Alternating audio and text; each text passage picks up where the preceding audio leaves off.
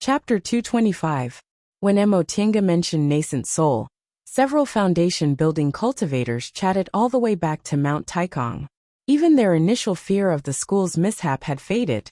In fact, aside from encountering fellow disciples, there was nothing unusual along the way. If something happened to Xianqing School, the whole of Kunwu wouldn't be so peaceful. Emotinga heard a lot of news on the way.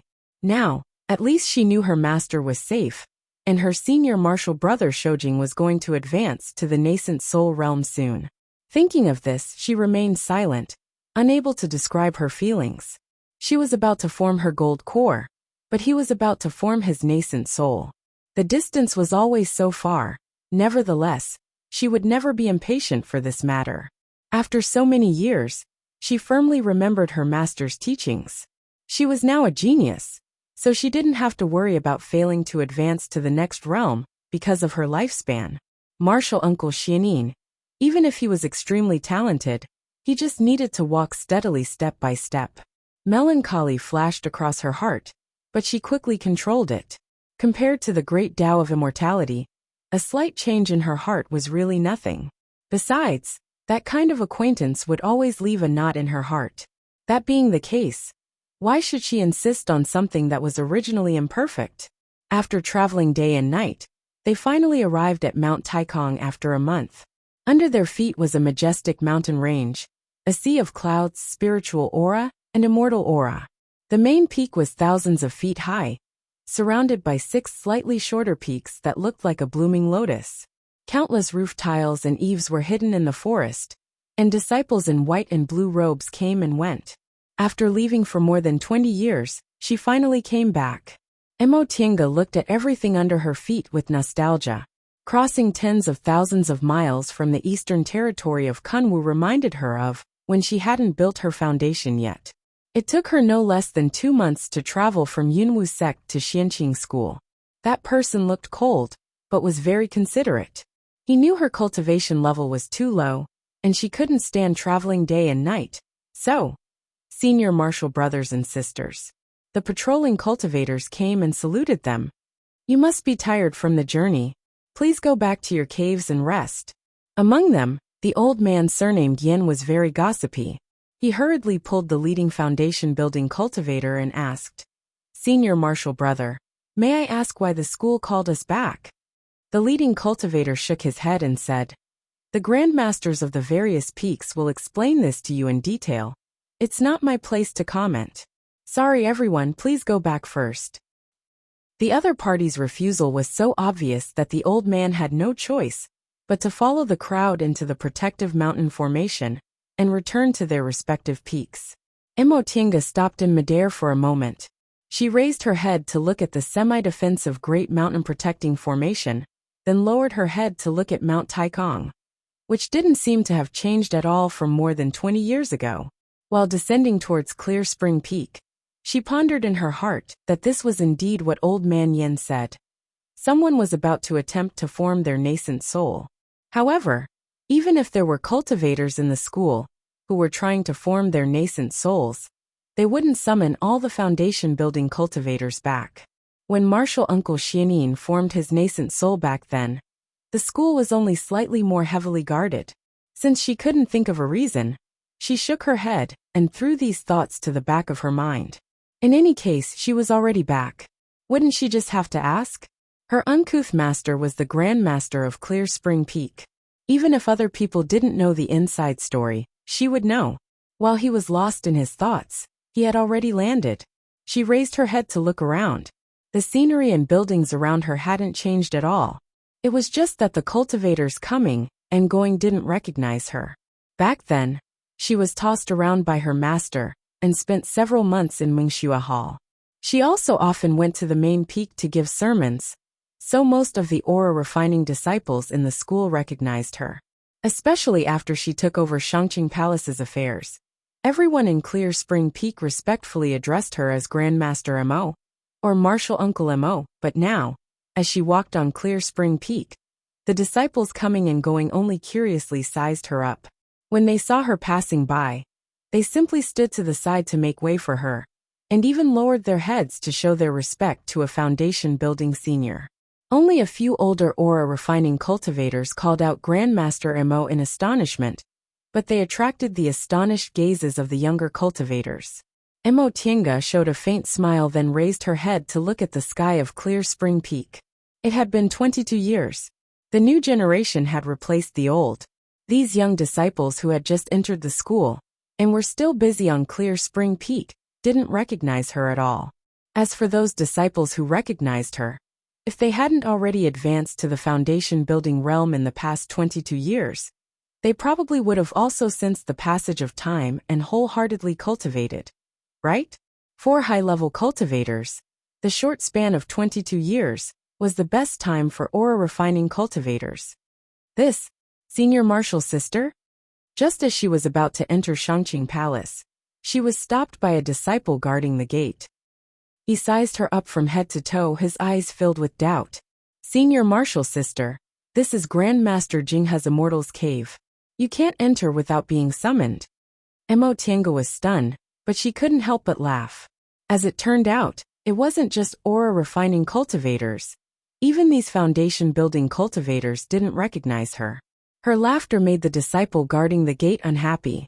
He said with a straight face, Senior Martial's sister, Grandmaster has a bad temper. Please leave quickly. Mo Tienga waved her hand. Just as she was about to say something, she heard someone calling out in bewilderment. Martial Uncle Mo? She turned around. It was Mingxia, who often served Lord Taoist Jinghe, and was quite fond of him. Mo Tienga smiled. Mingxia, long time no see. However, Mingxia was startled by her friendly greeting. Back in Shangqing Palace, because these maids were arrogant because they relied on their grandmaster, and because Qin Qi Shu and Hua schemed against her, Mo Tienga always treated the 16 of them harshly.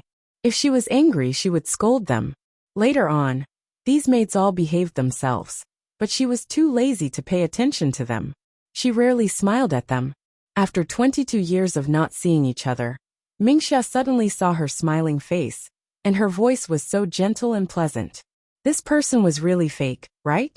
However, Mingxia didn't know that Mo Tienga had been outside for a long time, experienced a lot, and her horizons were broadened. She naturally didn't care about these little grudges from the past. Besides, she hadn't returned for a long time. Now that she saw every blade of grass and every tree in Xinqing School, she was happy, let alone her old acquaintances. What? You don't recognize me? Mingxia examined Mo Tienga up and down, before she finally confirmed her identity. A smile appeared on her face. Martial Uncle Mo, you're finally back. Grandmaster was just wondering why you didn't send a message back for more than 20 years. Mo Tienga showed a faint smile, but before she could answer, she saw the disciple guarding the door looking at her with astonishment. Martial Uncle Mo. Exactly, Mingxia said to the disciple. This is our Grandmaster's last disciple. Martial Uncle Mo hasn't returned for more than 20 years.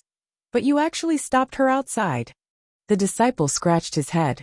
Although he was embarrassed, he didn't panic. Instead, he respectfully saluted her.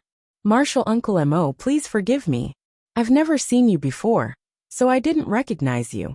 Please don't blame me. This disciple's words were appropriate. Besides, Mo Tienga wasn't angry, so she naturally wouldn't argue with him. She smiled and said, It's nothing. Can I go in now? The disciple promptly nodded and stepped aside. Mo Tienga dusted off her sleeves, then slowly walked into Shangqing Palace, which she hadn't seen for more than 20 years. Girl, you're finally willing to come back. Her clown master was still half lying on his dragon throne. His face wasn't drooping, and there were no wrinkles on the corners of his eyes. He was still handsome, graceful, noble, and lazy. Right now, he was lazily flipping through a book, and didn't even bat an eyelid. Look, even the gatekeeper doesn't recognize you. Mo Tienga couldn't help but smile at this familiar scene. She brushed her sleeves and knelt down softly. Disciple hasn't returned for more than 20 years, making Master worried. Master, please punish me. Cough cough. Lord Taoist Jinghe swallowed the unchewed plum in his mouth along with the core. He choked so much that his eyes rolled back. Mingxia promptly ran to the front to drink the tea. Grandmaster. After a long time, Lord Taoist Jinghe finally calmed down. He returned the tea to Mingxia, sat up, and glared at Emotienga. Damn girl, do you want to choke your master to death? She was still smiling, but her eyes widened innocently. Disciple didn't do anything. I even greeted master politely. You. After being choked by the plum, Lord Taoist Jinghe was choked again by this sentence, so he could only glare at her angrily. But after glaring for a while, the expression on his face changed into one of joy. Oh, not bad. Not only did you make a realm breakthrough, but your realm is also very stable. And you didn't leave for nothing these past 20 years. Come here, let master take a look. He waved at her cheerfully. Emotienga stood up and walked towards him. Lord Taoist Jinghe grabbed her wrist and probed her meridians with his spiritual aura. After a while, good, that's right. He quickly examined her body, then let go of her wrist. He picked up a plum and threw it to her. You're obedient. Master rewarded this to you. Emotienga caught the plum, which seemed to have only a little bit of spiritual aura. She didn't know whether to laugh or cry. Master, as your beloved disciple, I left for more than 20 years and finally came back with great difficulty. Why didn't you ask me anything? Lord Taoist Jinghe picked up another plum and nibbled on it. He said disapprovingly, Beloved disciple? Do I have such a thing? He looked her up and down with disgust. You can run and jump, and you're in a good mood after making a realm breakthrough. Do I need to ask you anything? Ask me how I've been in the past 20 years and what I've experienced. As a master, shouldn't you analyze the situation for your disciple? What kind of master was this? She hadn't been back for 20 years. Now that she finally came back from her travels, he gave her a plum as a reward? He didn't even ask her anything. Back then, when she was a nominal disciple of martial uncle Xianin, he wasn't like this. There was no need to mention second uncle. Whenever she encountered something, second uncle would analyze the situation for her, tell her what lessons she should learn, and how to deal with it next time. Lord Taoist Jinghe rolled his eyes. What kind of person am I? I can tell you're very well just by touching your meridians. As for what you've experienced, that's for you to understand yourself. What's the use of telling you? You're not a child. Emotienga was stunned, but she soon smiled happily. Yes, she was different now. She wasn't a little cultivator in the aura refining realm who needed someone to help her walk, and her master wasn't second uncle or martial uncle Xianin. He had his own way of caring and teaching, so why did he need to insist on the same? All right then. Emotienga moved a chair and sat in front of him. Since master has nothing to say, disciple has a lot of things to ask. Chapter 226. Alas, why did I accept you as my disciple? Lord Taoist Jinghe looked at her and shook his head with a sigh. I, Qin Jinghe, have been wise all my life, but... Master. Emotienga glared at him. I just want to ask you something. Do you have to be like this? Alas, you're not filial. You actually talk to master like this. Master. If she didn't say anything, he wouldn't stop sighing. Lord Taoist Jinghe glanced at her. Upon seeing her furious expression, he chuckled and said, Tienga ah, master thinks this is more like you. Look at you suddenly kneeling and begging for punishment. Master's heart feels creeped out. Emotienga said everything she wanted to say. What kind of master was this?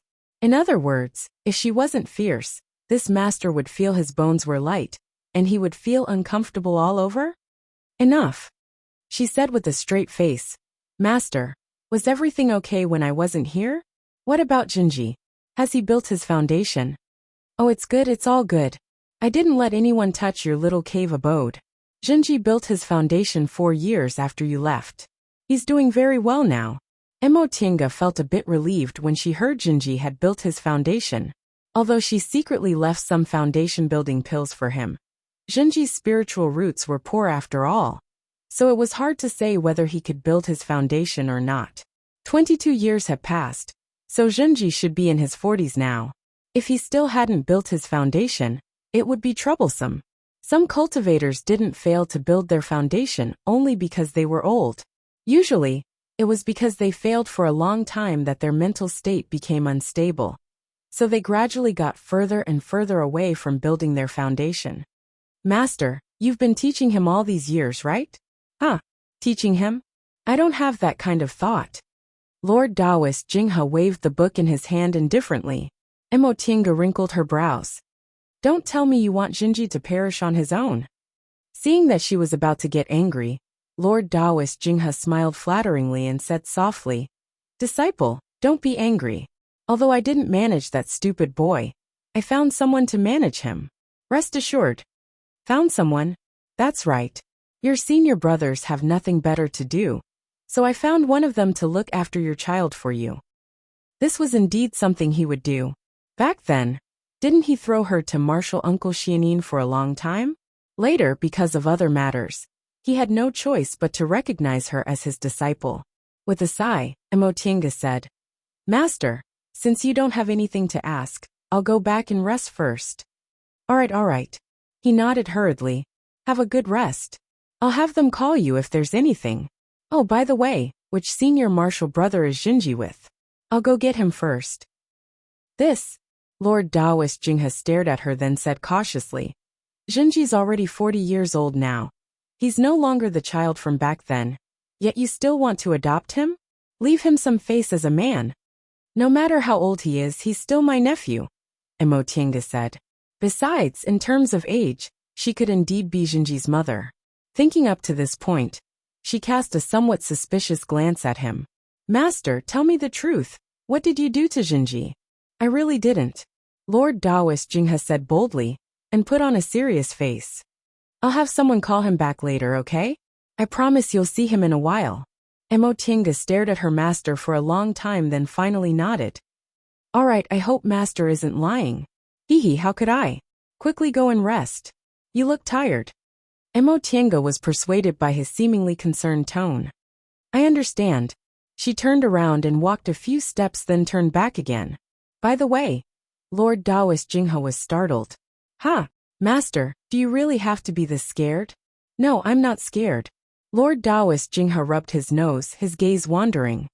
I said I called Jinji back. What other questions do you have? I just want to ask, what kind of major event happened when the school sent the summoning talisman this time? Upon hearing this question, Lord Taoist Jinghe calmed down. About this major event is indeed a major event, but it's not a bad thing. It's a bit complicated, so I'll tell you later. You should go and rest first. This time his expression was very firm. Emotinga thought about it. Although Master was unreliable, he never delayed official business. Since that was the case, she'd let him go. All right, Master, I'll believe you this time, but don't let me down. I know. Lord Taoist Jinghe impatiently drove her away. You've just come back, but you're already so annoying. Go and rest. Looking at him, she really didn't believe there was no conspiracy. Emotinga sighed inwardly, then walked towards her Mingxin residence. After she left, Lord Taoist Jinghe hurriedly called, Mingxia. Here.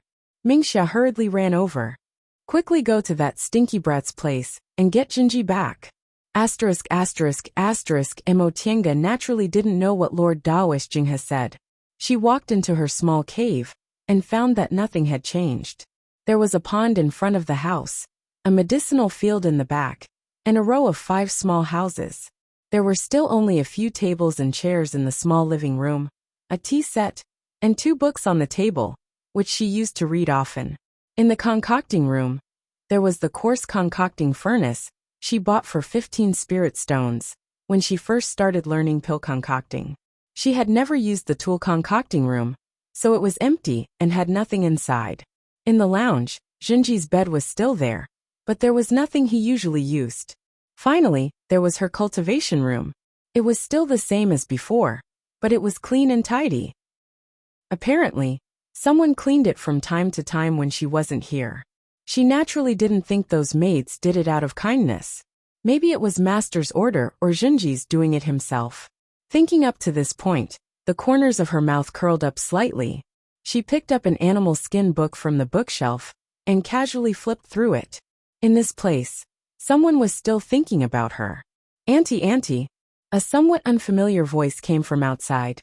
Emotinga turned around and saw a young man in his 20s running towards her from the door of the cultivation room. He had delicate and pleasant features, and when he smiled, there were 2 small dimples on his cheeks. Auntie, He was extremely happy to see her. Mo Tiange thought he would jump up like before. But in the end, he just ran towards her with quick steps. You're finally back. The Yi Jinji in front of her was already a foundation-building cultivator. He still looked young, and his temperament was still gentle. But he gave off a feeling that he was a lot more mature. She stared at him for a long time and finally said, Jinji, you've grown up. Yi Jinji grabbed his hair and smiled embarrassedly. Auntie, why did you go out for so long? Of course I've grown up. By the way, why haven't I heard from you for so long? Are you in danger? Are you alright? I was worried to death. But Grandmaster always said I was worried for nothing. Mo Tiange sat down on the praying mat. She watched as he automatically sat in front of her and chattered about what happened after they parted. She felt warm inside, as if she was under the warm sun in winter. Auntie, why aren't you talking? Yi Jinji finally noticed her silence after he finished asking a bunch of questions. Mo Tiange, who had been smiling the whole time, finally answered. Auntie saw that you were talking very happily, so I'll let you talk to your heart's content first. Auntie, Yi Jinji's expression fell. Why are you acting like master? Master? Mo Tiange wrinkled her brows slightly. Yi Jinji ignored that she was actually asking him a question. He impatiently asked again. Auntie, you haven't told me how you've been in the past 22 years. She smiled and thought for a while before answering. I did encounter some things, but I also obtained some fated chances. In the end, it was more daunting than dangerous. I didn't contact you because I was trapped in a place for a long time. But it's all over now, so there's no danger. She casually explained, then asked, What's the matter with the master you mentioned? Who taught you all these years? It's master. Yi Jinji seemed to be a bit confused about her question. Auntie, after you left, it took me several years to build my foundation. Grandmaster became impatient when he saw me building my foundation, so he sent me to Master's place. At this point, he curled his lips, obviously very dissatisfied with this Grandmaster's behavior. He then smiled and said, Fortunately, although Master looks very fierce, he's actually very good. Although Master has been very busy these years, he's always taking care of me. Mo Tiange had a bad premonition. Who's the master you're talking about? Who else could it be? Don't I only have one master? Yi Jinji looked puzzled. Mo Tiange slowly furrowed her brows, remaining silent. Auntie, Yi Jinji called her cautiously. It's nothing. She slowly smiled. Even if something happened, it wasn't Jinji's fault. It was that old pervert who schemed against her. This was really strange. She avoided everything, because she didn't want to have anything to do with that senior martial brother. So why did that cheap master want to scheme against her? Great. The nephew she raised as a disciple became someone else's disciple just like that. He called him master so intimately, completely unlike how he used to be. Realizing what she was thinking, Mo Tiange was dumbfounded. She then raised the corners of her mouth in a self-mocking manner. What kind of mentality was she having now? Was she jealous? Because she hadn't come back for more than 20 years. Jinji now had someone who might be as important as her. So she felt unhappy? Or was it because that person was him? She realized her thoughts were a bit bad. Apparently, as soon as she came back, some emotions that she'd controlled well started to spread involuntarily. She couldn't help but raise her head to look around. There was obviously no trace of them anymore. Jinji, she asked slowly, how did you get through all these years? How did your master treat you? Seeing that she didn't look unhappy, Yi Jinji finally relaxed. He thought for a moment, then answered slowly. Auntie, when you sent me to Yi Clan that year, I stayed there for half a year before I came back. With Xiaohu by my side, nothing happened on the way back. After I came back, I smoothly passed the test and obtained a foundation building pill. With Grandmaster's consent, I entered closed-door meditation to build my foundation, but I didn't succeed. Upon seeing him spreading his hands, Mo Tiange was puzzled. Didn't I give you something to take out when you built your foundation? Auntie, are you talking about that bottle of medicinal pills? Yi Jinji scratched his head, then said embarrassedly, I was too excited the first time and forgot about it. Upon seeing his expression, Mo Tiange shook her head helplessly. You could forget anything. But you actually forgot such an important thing. Yi Zhenji said. I've never built my foundation before, so I was too excited. At this point he couldn't help but laugh. Later, when I failed to build my foundation, I found out Auntie secretly left me a foundation building pill. But everyone knew I failed to build my foundation, so it wasn't good for me to enter closed-door meditation again. Moreover, entering closed-door meditation again right after I failed wasn't good either, so I waited for another 3 years. This time I finally succeeded. And, at least you're not completely stupid. Auntie. Upon seeing his embarrassed expression, Mo Tiange couldn't help but laugh. Okay, continue.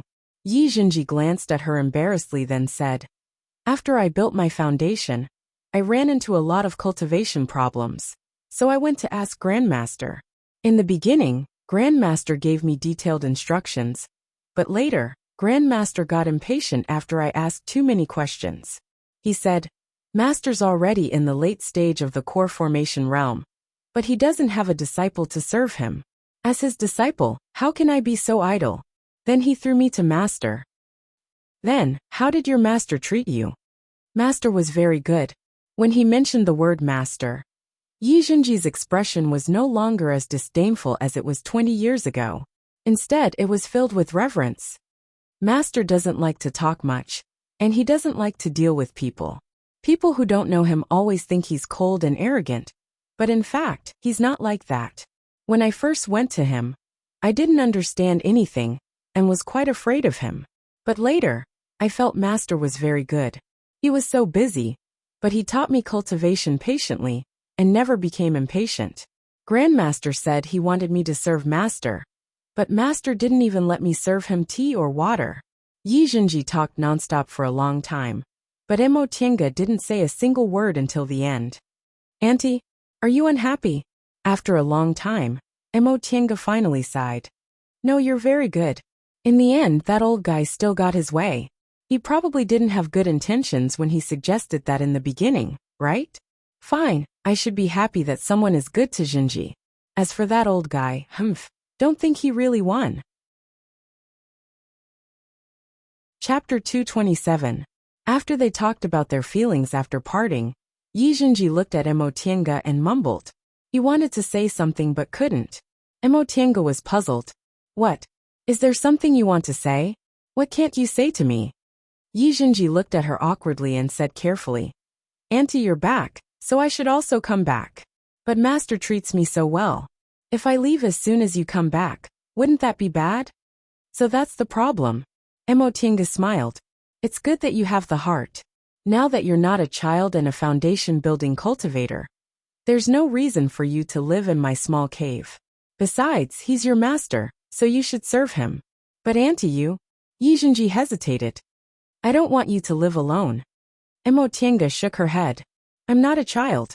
Besides, I'm about to enter closed-door meditation to advance to the core formation realm, which will take at least 20 to 30 years.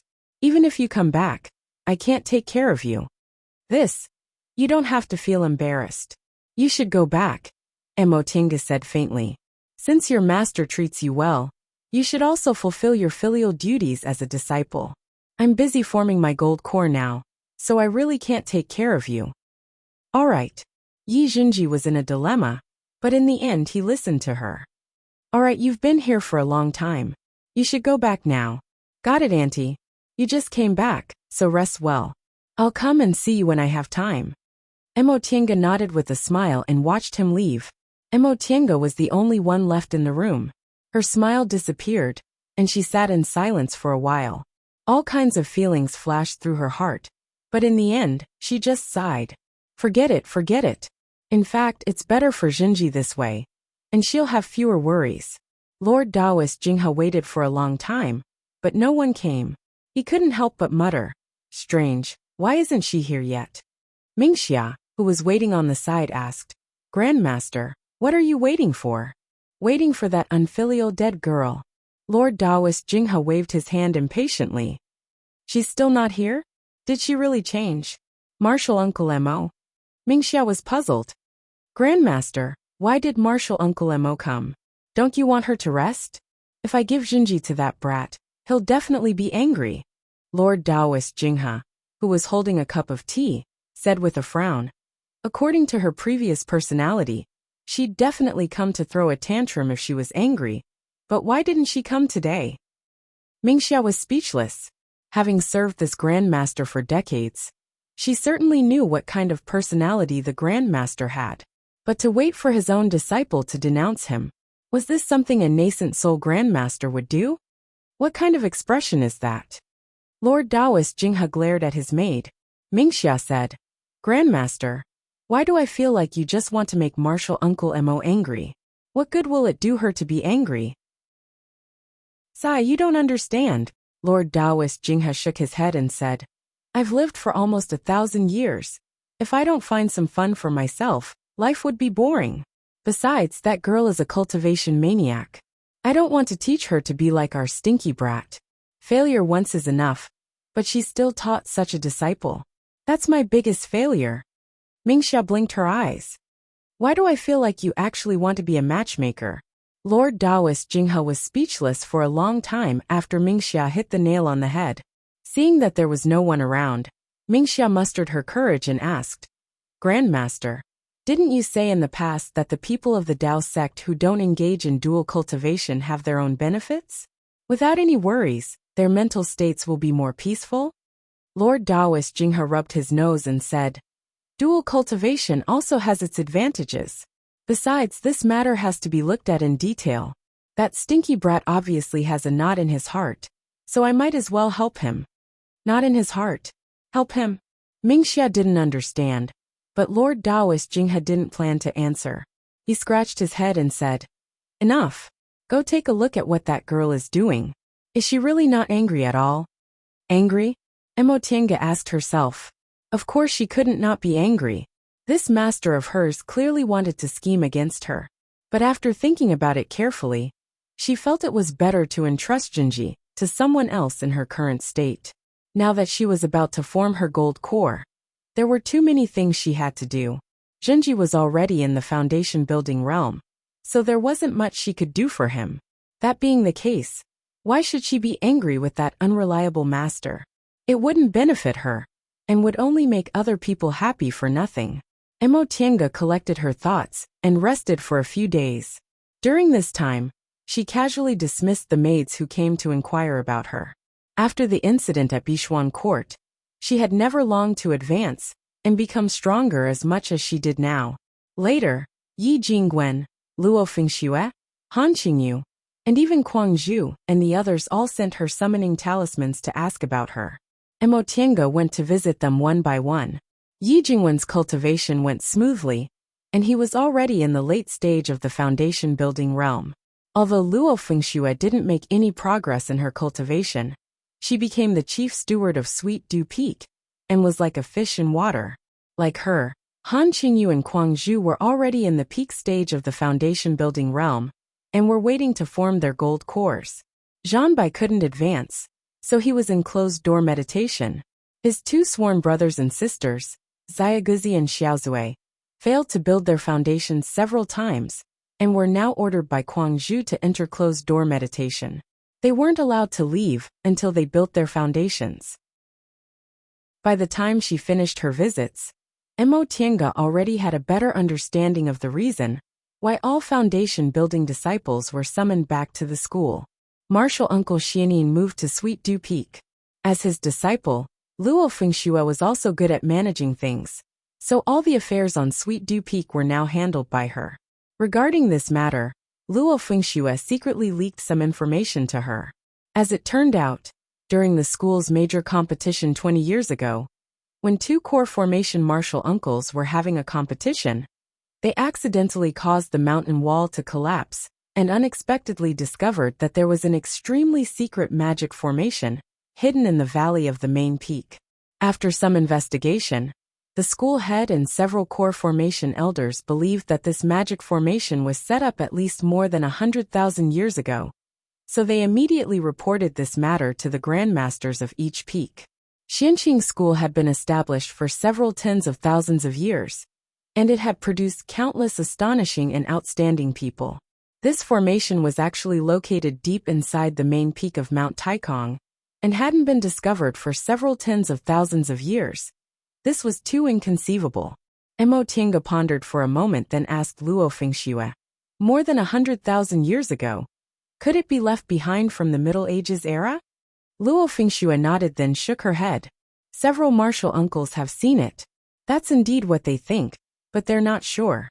According to legend, after several million years in the distant past era, the human world was almost destroyed during the Great War between the immortals and the devils. Only a few people survived, and the immortals and devils were separated from the human world. From then on, it was known as the Middle Ages era. Mo Tiange once heard Lord Taoist Jinghe talk about this ancient legend. Lord Taoist Jinghe believed that the world came from nothing, and that God had always been adjusting the rules of the human world. In the distant past era, God was also in the human world. Later, they discovered that it was best for God not to interfere with the development of the human world. So God left the human world. Then at the end of the distant past era, the great war between the immortals and the devils led to a catastrophe. This period of time was known as the death of gods. Because the etiquette in the human world collapsed, demons and devils ran amok. But God didn't care. So the human world was almost destroyed. In the end, the immortals and devils who cultivated and achieved the Tao also left the human world. Then came the Middle Ages era. There were no god, immortals, or devils, but there was abundant spiritual aura and resources like in the distant past era. As a result, cultivators and devil cultivators developed too fast. So the righteous and devil cultivators fought again. This time, the world changed and the sea turned into mulberry fields. Later, the human world finally stabilized. There was no more rich spiritual aura and natural treasures that could be seen everywhere. Whether it was cultivators or devil cultivators, they all struggled to survive. There was no longer any news of people ascending. Righteous and devil cultivators still fought, but they no longer had the power to destroy the world. In the end, Lord Taoist Jinghe said, God is the ruler of the world, while immortals and devils represent good and evil. Good and evil can't coexist since ancient times, so they're natural enemies.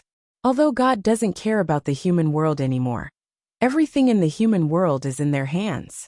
The power of immortals and devils is too great, so they separated the immortal world and the devil world and let the world be destroyed. Cultivators and devil cultivators are too powerful, so when the Middle Ages era ended, the world changed and the world no longer had abundant spiritual aura. From the moment the world was born, if the development of the human world wasn't satisfactory, it would be destroyed and rebuilt. We're all puppets in God's hands. Even if we're successful in our cultivation, we'll just be higher-level puppets. These words were indeed shocking to foundation-building cultivators. Mo Tiange thought for a long time and asked, then why do we cultivate? What if we can't achieve the great Tao in the end? Lord Taoist Jinghe said, silly girl, even high-level puppets are better than low-level puppets. Besides, the great Tao isn't necessarily hopeless. This is just master's deduction. You've seen deification cultivators. Are they happy?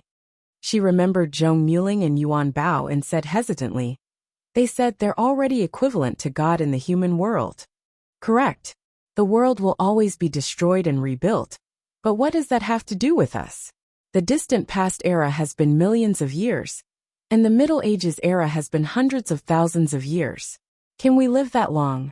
We're not deification cultivators, so how do we know we can't achieve the great Tao?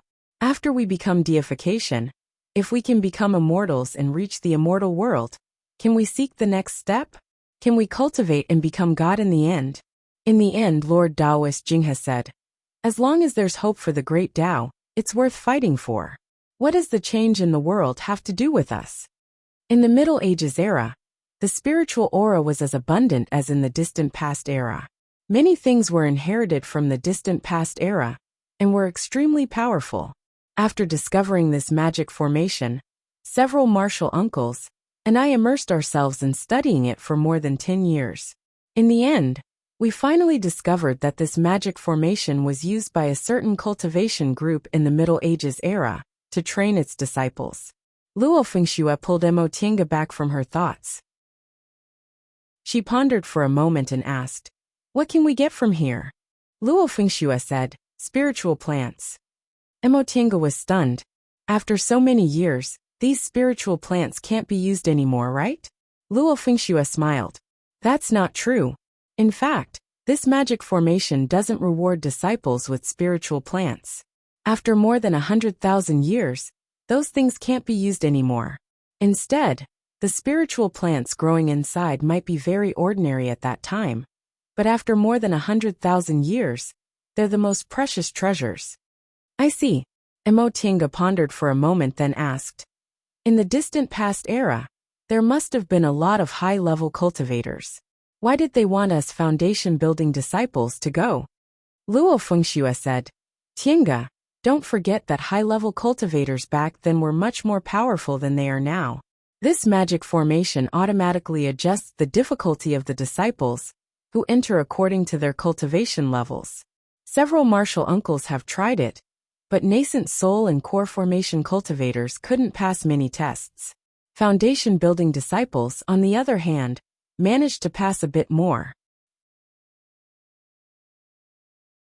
Chapter 228.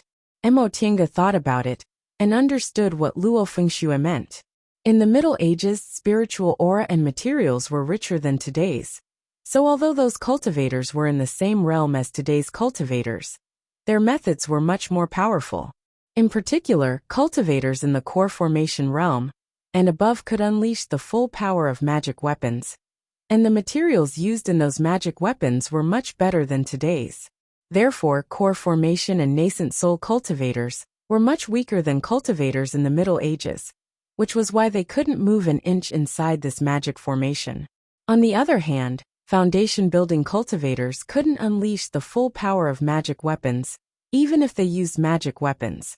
So the gap between them and cultivators in the Middle Ages was smaller. Since that's the case, it's enough to select the foundation-building disciples with high cultivation. Why summon all the foundation-building disciples back? Luo Fengxue said with a smile. This magic formation is very powerful. In the past dozen years, martial uncles have studied it for a long time, but they still couldn't figure out the principle behind it. Once you enter the formation, there will be many forks in the road. We just want the spiritual plants growing inside, not the reward for passing the test. So the more disciples who enter the formation, the better. Emotinga asked again. From what you said, entering this magic formation won't be dangerous? Then why don't you let everyone enter? Luo Fengxue shook her head. The activation of this magic formation only depends on the cultivation level of the person with the highest cultivation level. If a core formation cultivator enters, its power will greatly increase. So it's best to let a group of cultivators in the same realm enter. In fact, we also thought about letting aura refining disciples enter in the beginning, but perhaps aura refining disciples weren't considered beginners in the Middle Ages, so they couldn't even enter the entrance of the magic formation. I see, Emotinga murmured. A well-preserved magic formation from the Middle Ages with ancient spiritual plants growing inside was a huge opportunity for Xianqing School's development. It was no wonder those martial uncles couldn't calm down and directly summoned all the foundation-building disciples back. Luo Fengxue said, But Tienga, you still have to prepare some things. Although this magic formation doesn't hurt people, if you don't pass it, you'll be transported out. The spiritual aura needed to activate this magic formation is really too much. The martial uncles estimated that this kind of large-scale activation can only happen once every 50 years. Moreover, the reward this time is quite generous.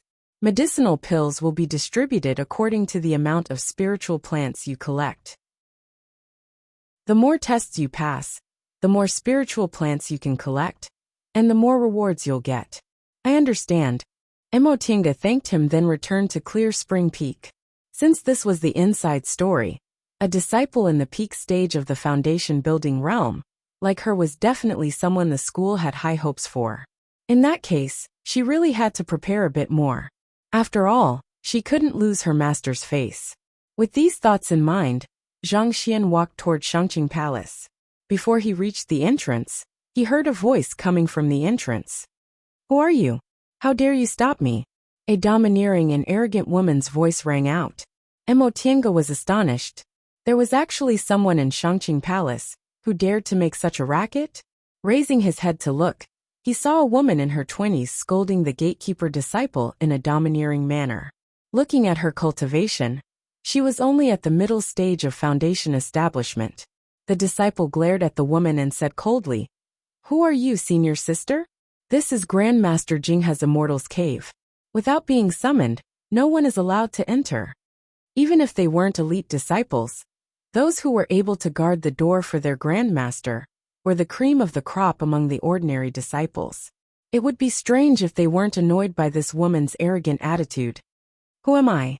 The woman pointed at her own nose and said angrily, "I haven't been back for several decades, yet you already don't know who I am." Nevertheless, the gatekeeper disciple still refused to retreat even half a step. He stared at her coldly and said, "Senior sister, please leave. If you keep acting like this, I'll have no choice but to drive you out."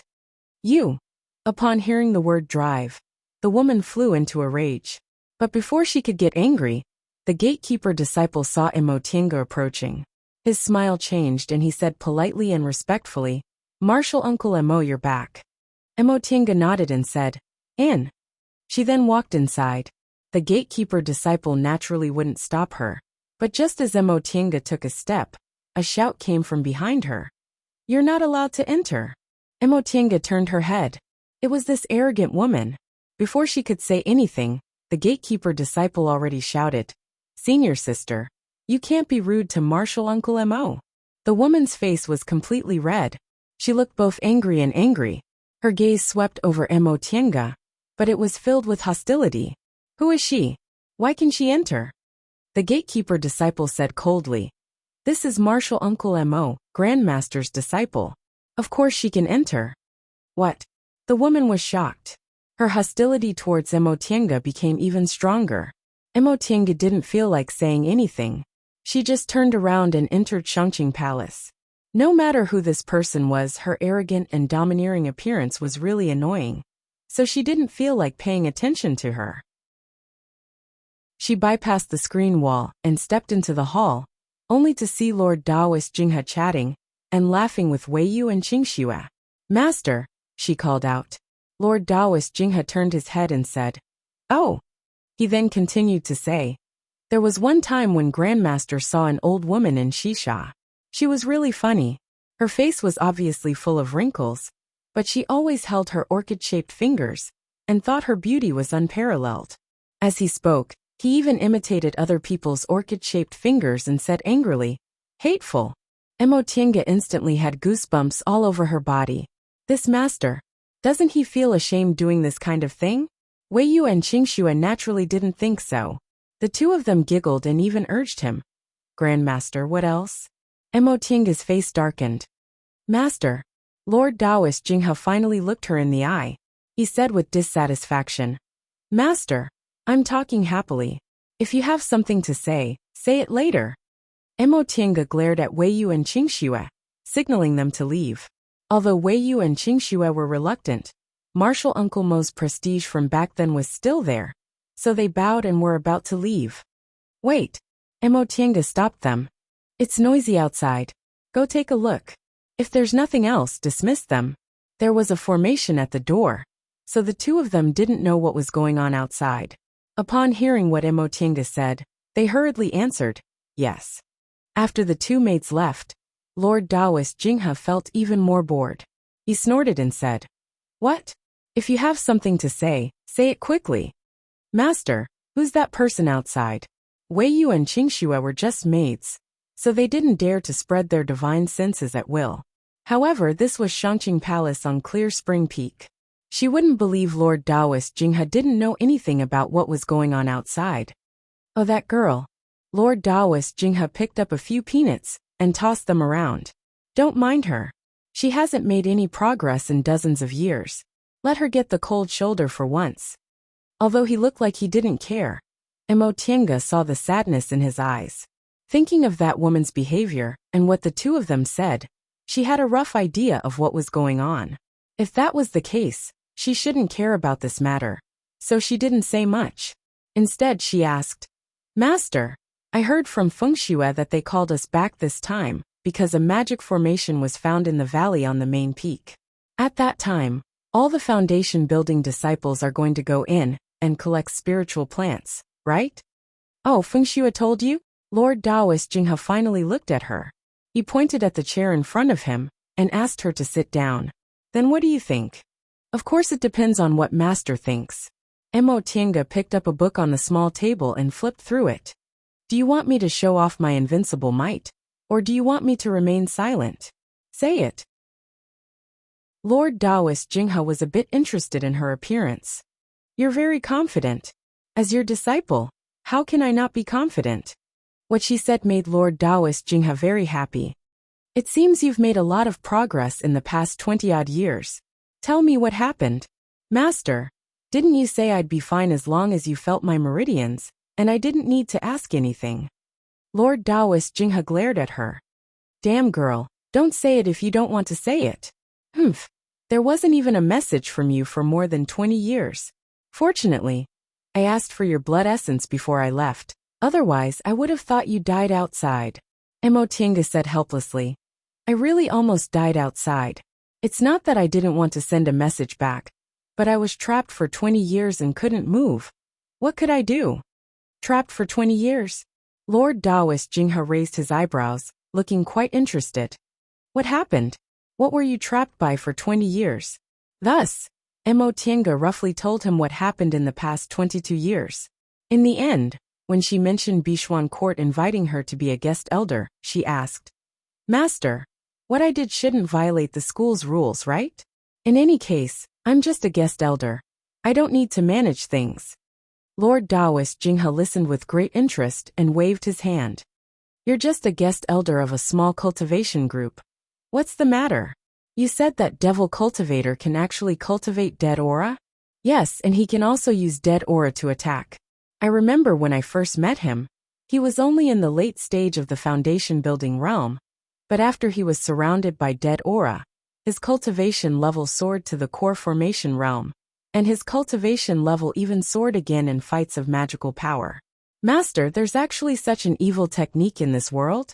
If that's the case, isn't the cultivation level of devil cultivators much higher than cultivators of the righteous path? Lord Taoist Jinghe frowned and pondered while shaking his head. No, that person isn't an ordinary devil cultivator. In the past, I've also been to the territory of devil cultivators. Although most of the devil cultivators' cultivation techniques are strange, and many of them are life-threatening, I've never heard of anyone cultivating dead aura. The person you're talking about is an anomaly, so the problem should be with his cultivation technique. Did you get the stone tablet with the cultivation technique recorded on it? Take it out and let me take a look. Mo Tiange paused for a moment then said, I don't dare to take it out directly. Master, please wait, I'll think of a way. In fact, she threw the stone tablet into the virtual sky world, so she couldn't take it out right away.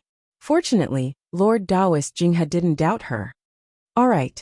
In addition, Master, can I prepare to form my gold core? Lord Taoist Jinghe said. It's fine as long as you feel it's right. When this matter is over, you can enter closed-door meditation.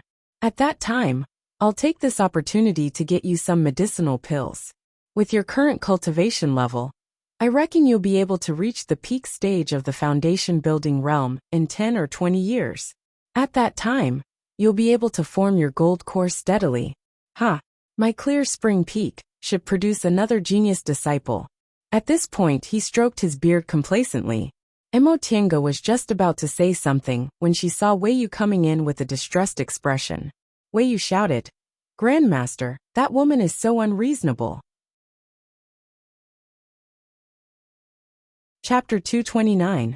If she was really that woman, she'd certainly be unreasonable.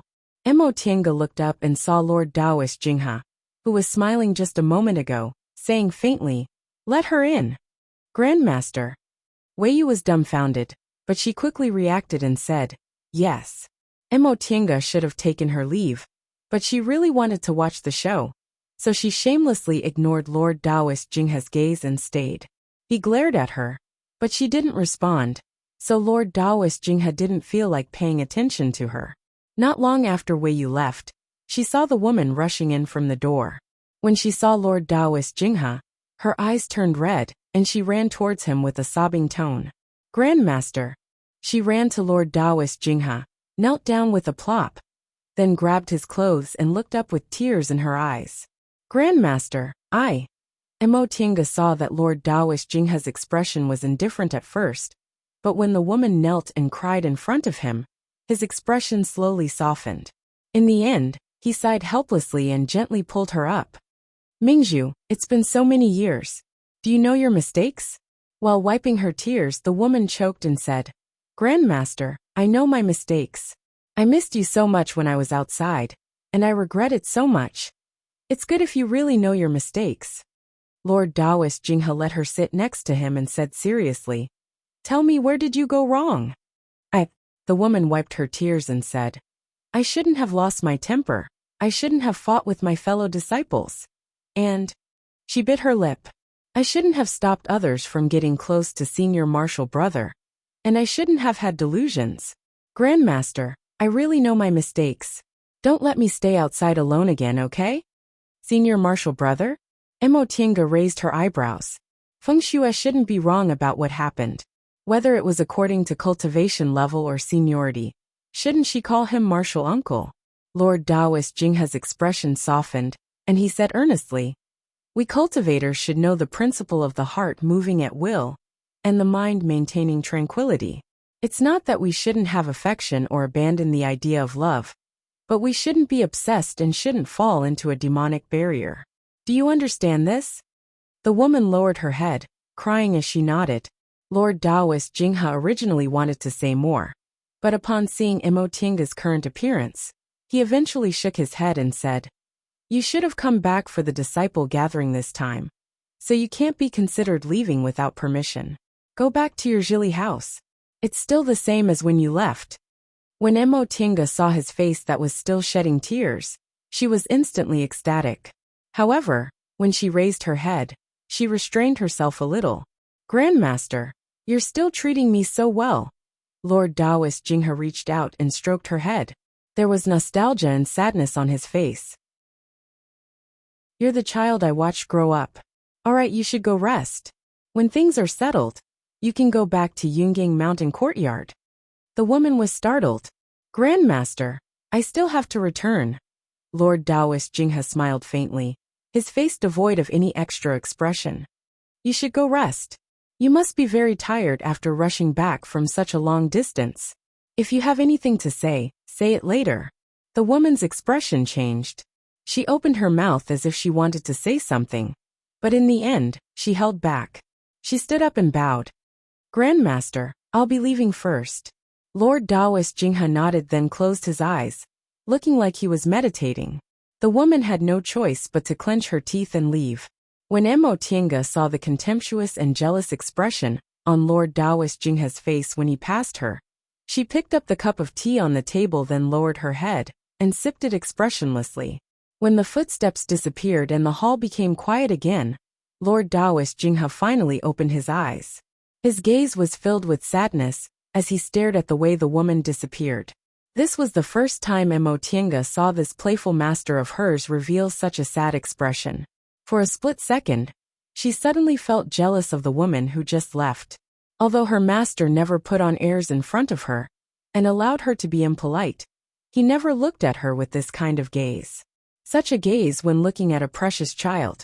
She knew that no matter how well her master treated her, in his heart, he probably still wasn't as good as that woman. Realizing what she was thinking, Mo Tiange smiled self-deprecatingly. 2 days ago, she was jealous of Jinji, but today, she was jealous of her master again. What was wrong with her? Not to mention that she shouldn't be obsessed with this. But why should Jinji and her master treat her more seriously? For more than 20 years, she wasn't the one who taught Jinji, and she wasn't raised by her master. Tiange, Lord Daoist Jinghe suddenly said. Mo Tiange was stunned for a while before she finally looked up. Master, do you know who she is? Mo Tiange frowned slightly. I think she should be Senior Marshal Brother Qing Yuan's daughter. Correct. Lord Taoist Jinghe wasn't surprised that she guessed it at all. He leaned back on his dragon chair, his gaze falling on the void. That was more than 100 years ago. At that time, I hadn't advanced to the middle stage of the nascent soul realm for long. I wanted to go further on the path to immortality, so I often went out to look for fated chances. For this reason, several of my disciples also often put aside their cultivation to run errands for me.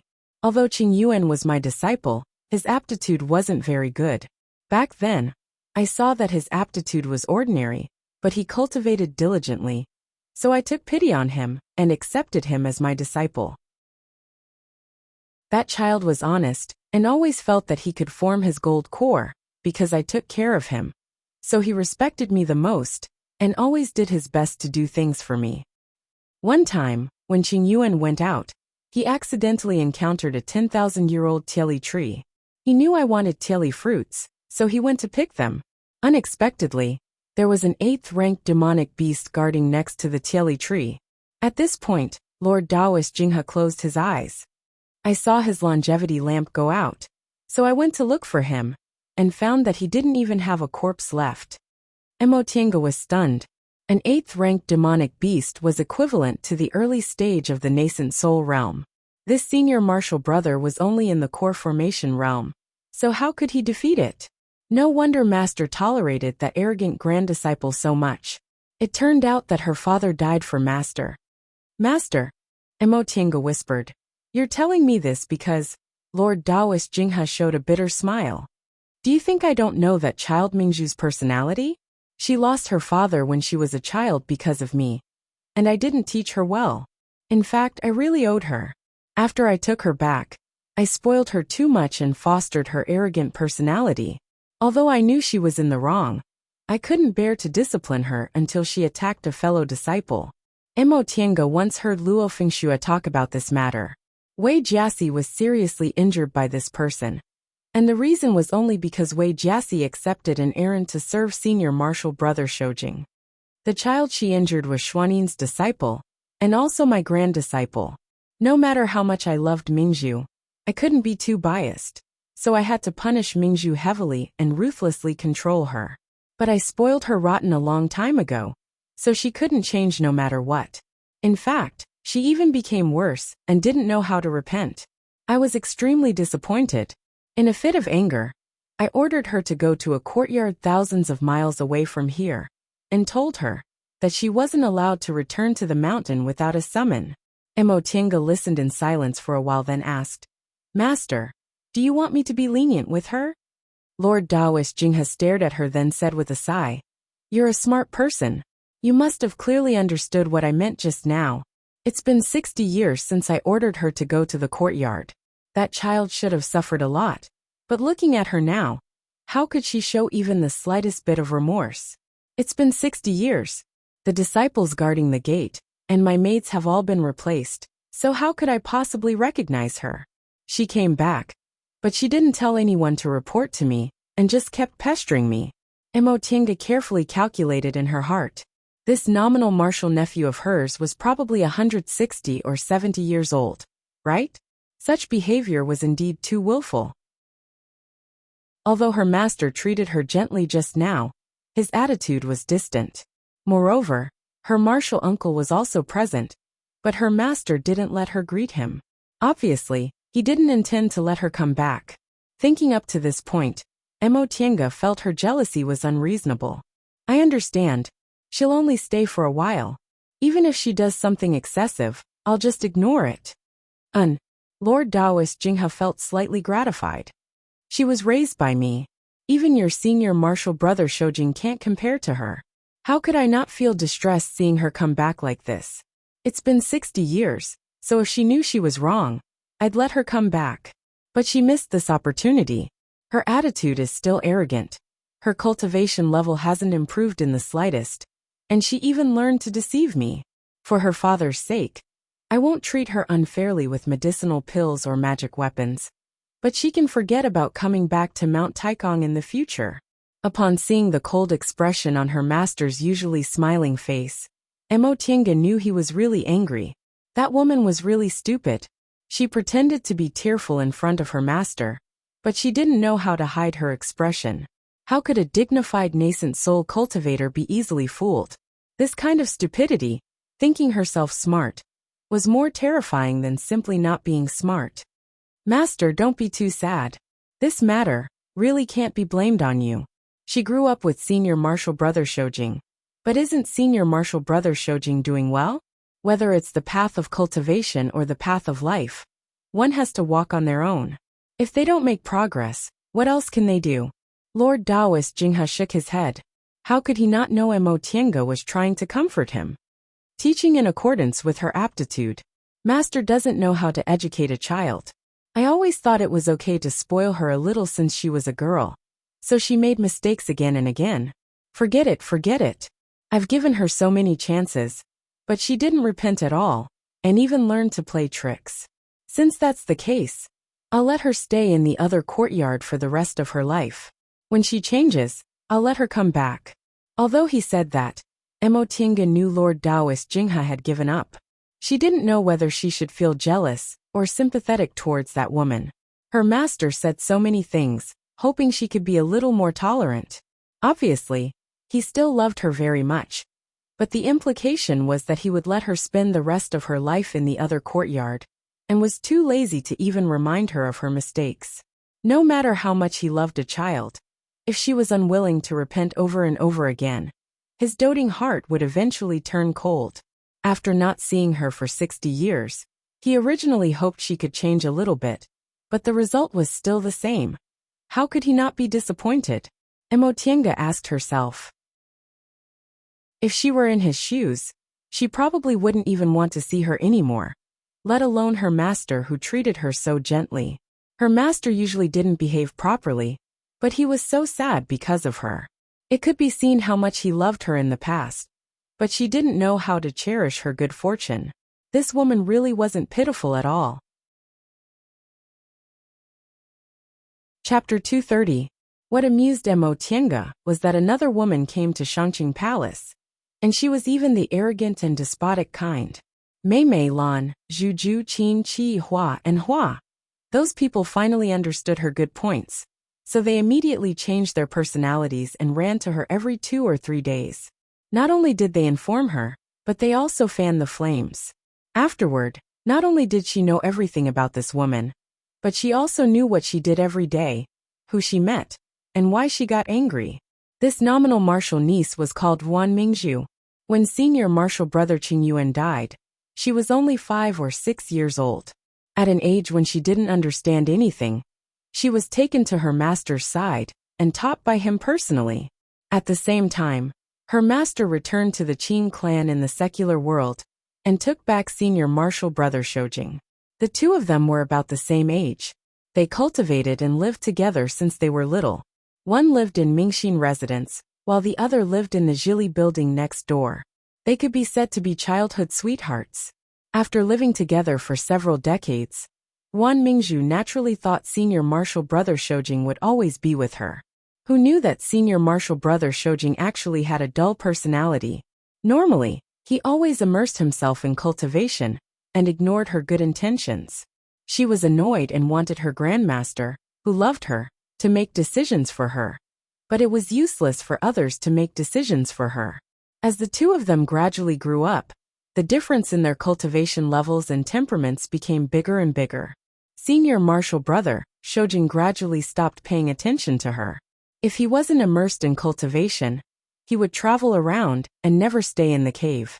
Wan Mingzhu had long been accustomed to everything being hers. Whenever she wanted something, her grandmaster who loved her would immediately give it to her. How could she stand Senior Marshal Brother Shojing ignoring her? The more she couldn't get something, the more she wanted it. However, the distance between them grew bigger and bigger as their cultivation levels fell apart. After they advanced to the core formation realm, Senior Marshal Brother Shojing moved out of Shangqing Palace.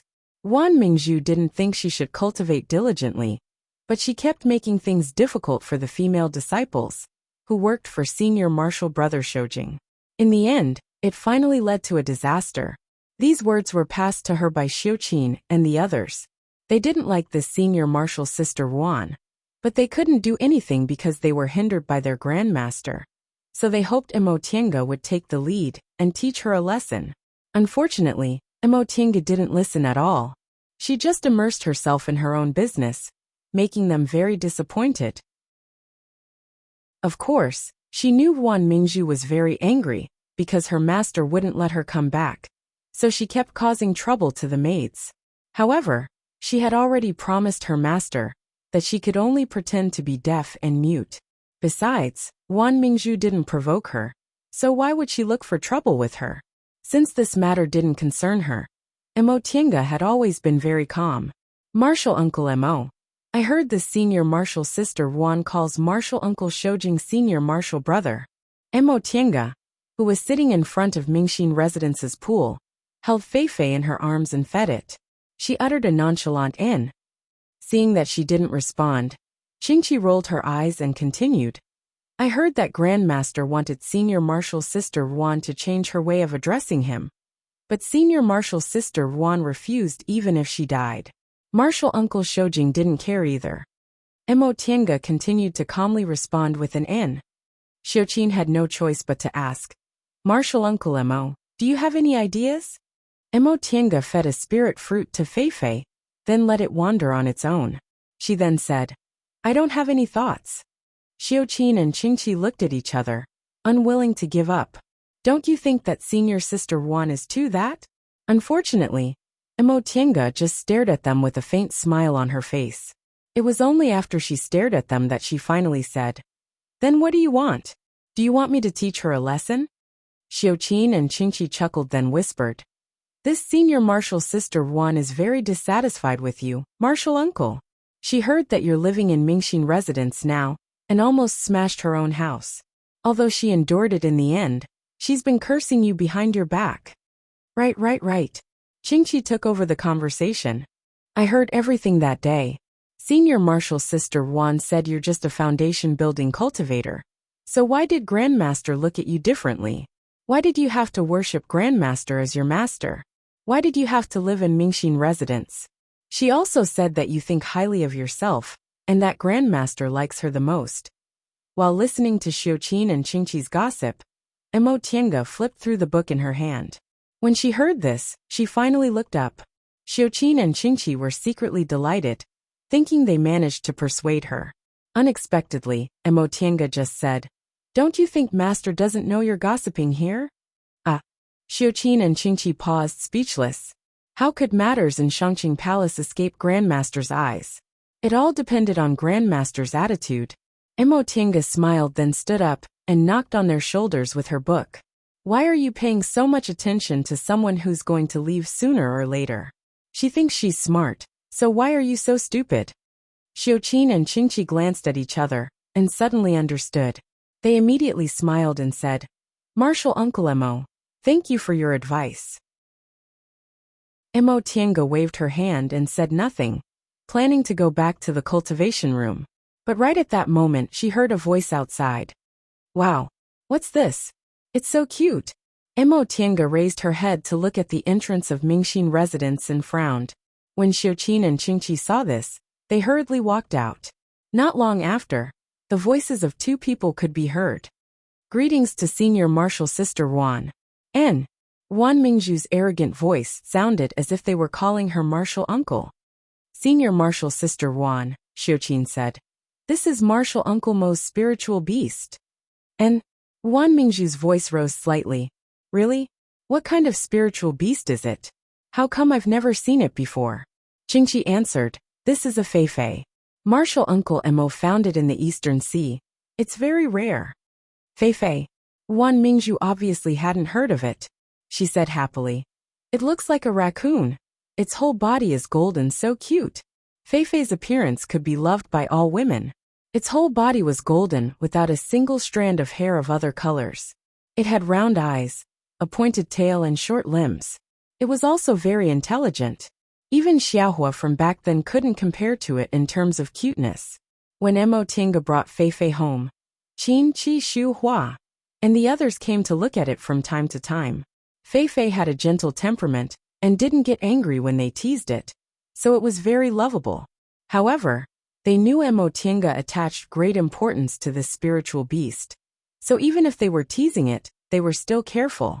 Now they cautiously reminded her, Senior Martial Sister Wan, Fei Fei is a second-rank spiritual beast. Of course I saw it. Wan Mingzhu answered unhappily. After a while she said, This is Martial Uncle Mo's? Where is she? When she called Martial Uncle Mo, she was very reluctant.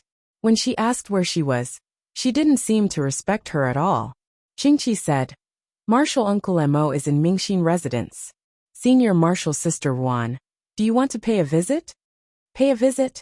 Wan Mingzhu seemed to dislike this word. After a while she finally said, All right. Mo Tiange thought Wan Mingzhu would let Xiuqin and Qingqi come in to report. But in the end, the door of Mingxin residence was immediately knocked open. Eldest young Miss Wan Mingzhu directly walked in with Fei Fei in her arms. Mo Tiange frowned. She saw Fei Fei in her arms. With a single thought, Fei Fei immediately broke free, jumped out of Wan Mingzhu's arms and ran towards her. Hey! Wan Mingzhu shouted. Why are you running? She was about to chase after her. Mo Tiange held Fei Fei with a faint gaze. Is there a problem? Seeing Fei Fei jumping into Mo Tiange's arms and ignoring her, Wan Mingzhu glared at her angrily for a while before she finally remembered her master. She slightly curbed her sloppiness and said, Martial Uncle Mo, can you give me this Fei Fei? Although it was a question, from the way she addressed Fei Fei to the content, there wasn't the slightest sincerity. From beginning to end, she didn't even salute. Mo Tiange said, This is my contractual spiritual beast. I'm afraid I can't. Upon hearing her refusal and seeing her cold attitude, Wan Mingzhu immediately raised her brows and shouted, Then cancel the contract. Mo Tiange still had no expression, but Xiuqin and Qingqi cried out in alarm. Senior Martial Sister Wan. In Kunwu, spiritual beasts generally recognized their masters before they were hatched. This kind of contract usually couldn't be cancelled in their entire lives. If they wanted to cancel it, the master's blood essence would be damaged. Wan Mingzhu didn't know that the contract between her and Fei Fei was a subordinate contract and not a master recognition contract. But she said it as if it was a matter of course. Unexpectedly, she didn't care about Fei Fei's loss at all. Wan Mingzhu, on the other hand, was completely unaware of this and continued to ask, How is it? Did you promise me? Mo Tiange wrinkled her brows and said slowly, Fei Fei doesn't give it away. You. Upon hearing what she said, Wan Mingzhu's expression changed greatly. Perhaps because she recalled that things were no longer the same as before, her expression changed for a long time. But in the end she endured it and said, Martial Uncle Mo, if you give me your spiritual beast, I'll ask Grandmaster to compensate you, okay? Her tone made the three people raise their eyebrows. Qingqi couldn't bear it anymore and shouted, Senior Martial Sister Wan, Grandmaster always grants Martial Uncle Mo every request. Whatever Martial Uncle wants, you only need to tell Grandmaster. These words, however, had the intention of showing off. Whatever Martial Uncle wanted, he could just ask Grandmaster. Why did he need her to ask? Wan Mingzhu's expression changed. Qingqi's words obviously put her in a difficult position. She originally wanted to endure it, but in the end, she couldn't hold it anymore and said angrily, Grandmaster has always doted on me. Isn't it just because I wasn't here for 60 years? You actually dare to look down on me. What's the big deal about a disciple who came in halfway? Do you think she's more important than me? The corners of Mo Tiange's lips curled up.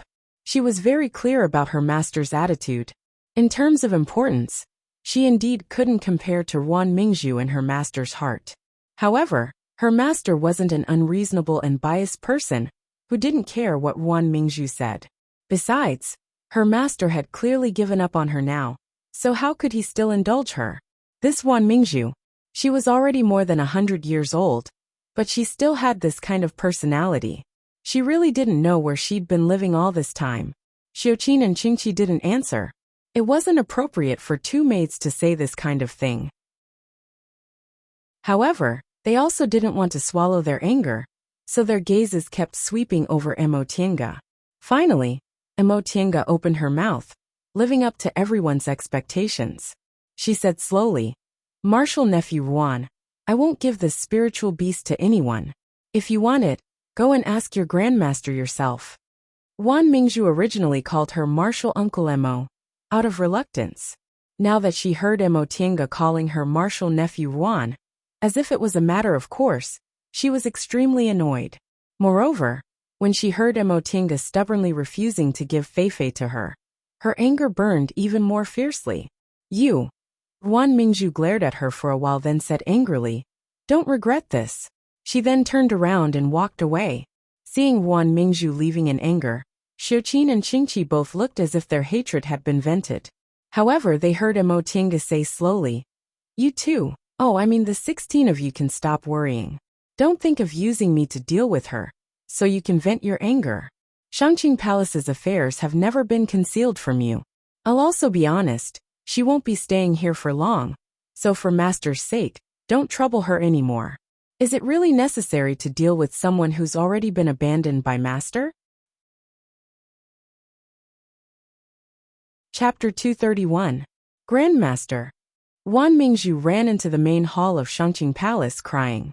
Lord Taoist Jinghe was joking with a smile, but when he saw her coming in, his expression disappeared, and he said faintly, "What happened?" With tears in her eyes, Wan Mingzhu said, "Grandmaster, I didn't do it on purpose. I just thought Martial Uncle Mo's spiritual beast was very interesting, so I wanted to ask her for it. I didn't want to make her angry." Lord Taoist Jinghe slowly frowned.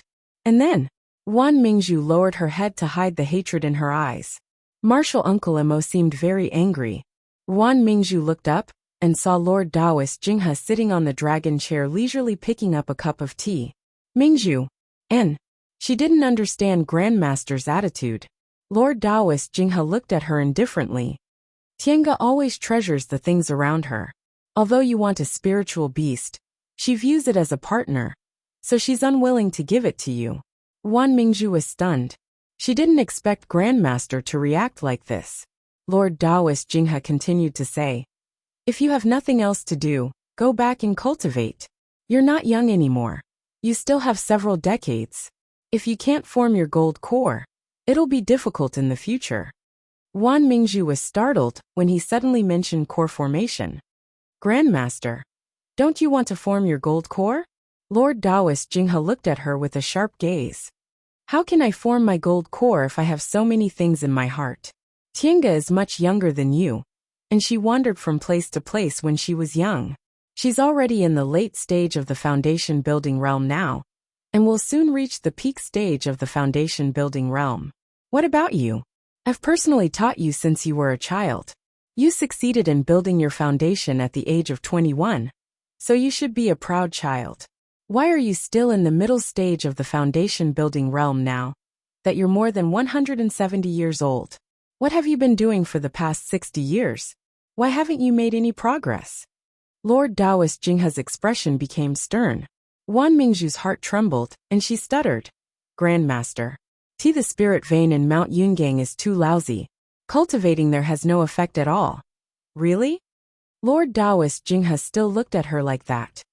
"What about the medicinal pills I sent you all these years? Although I didn't call you back, Grandmaster has never deducted your portion. Even if you forcefully eat medicinal pills, 60 years should be enough for you to reach the peak of the middle stage, right?" Wan Mingzhu lowered her head, not saying anything. Lord Taoist Jinghe's expression softened again. He said softly, "All right, don't think about unrelated matters. Cultivate properly. This time, the sect has summoned the disciples back to the mountain for something important. If you can do it well, it will only be beneficial to you." Wan Mingzhu was silent for a long time before she finally answered honestly, "I understand, Grandmaster." When she rushed out of Shangqing Palace, Wan Mingzhu's face was completely red. She saw the gatekeeping disciple looking at her with a probing expression and a hidden hostility in his eyes. So she said angrily, "What are you looking at?" Being berated by her, the disciple retracted his gaze. He didn't scold her back, but a look of disdain appeared on his face. "You." Just as Wan Mingzhu was about to lose her temper, she remembered this was the entrance of Shangqing Palace, so she clenched her teeth and endured it. With a wave of her hand, she tossed her flying magic tool into the air. Seeing her leave, The disciple who was guarding the door let out a soft harumph and mumbled, "She really thinks she's something." Ruan Mingzhu flew to an uninhabited mountaintop. After looking at it for quite a while, she finally confirmed that was her destination. She landed on the ground and walked towards the well-hidden cave abode. Senior brother, are you there? I'm Mingzhu," she called out twice, but she didn't hear a reply for a long time, so she continued to call out, "Senior brother, come out and meet me. I'm Mingzhu."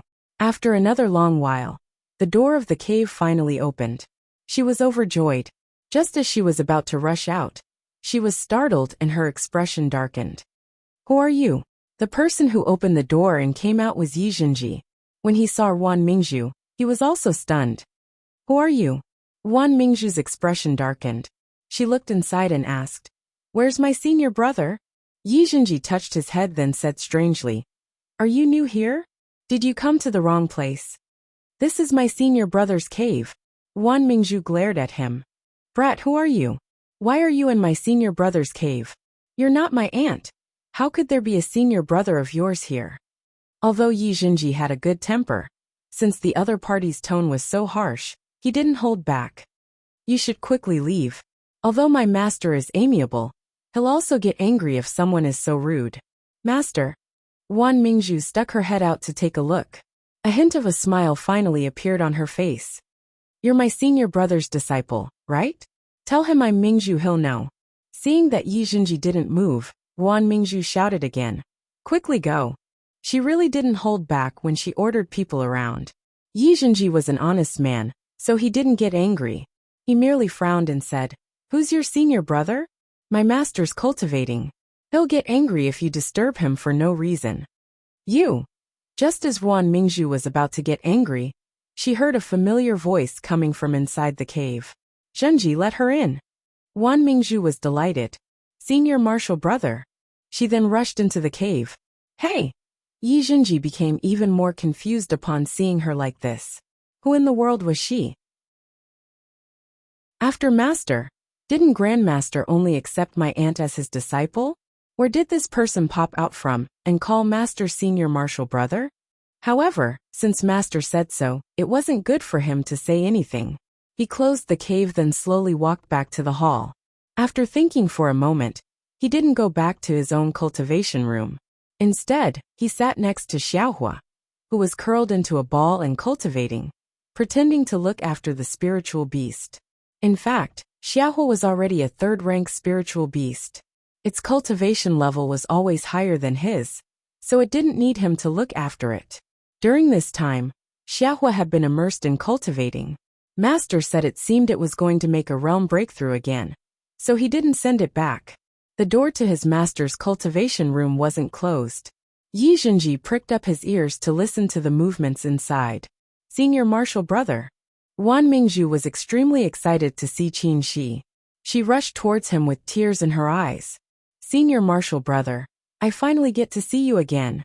Qin Shi, who was still cultivating, opened his eyes and faintly glanced at her. "Mingzhu, whether it's in terms of cultivation level or seniority, you should call me martial uncle instead of senior martial brother." Ruan Mingzhu was stunned for a moment, then a sad expression appeared on her face. Why? Why are you and Grandmaster treating me so coldly when I finally come back? It's been 60 years, can't you two forgive me? These are two different things." Qin Shi's tone was still cold, almost devoid of any emotion. "In the past, we were young, so we let you call me whatever you want. But times are different now. You and I aren't children anymore.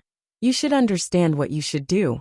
But senior martial brother will always be my senior martial brother in my heart," Ruan Mingzhu blurted out. "If my father wasn't Grandmaster's disciple and Grandmaster didn't accept me as his disciple, we'd be fellow apprentices." "But that's the truth," Qin Shi said. "It's been 60 years, yet you still haven't understood this principle. Don't blame Master for treating you coldly." Although his tone was calm, his words weren't polite at all. Ruan Mingzhu was stunned again. All of a sudden, she lowered her head and cried bitterly. After crying for a while, she said while sobbing, "I really don't understand. I don't understand what I did wrong.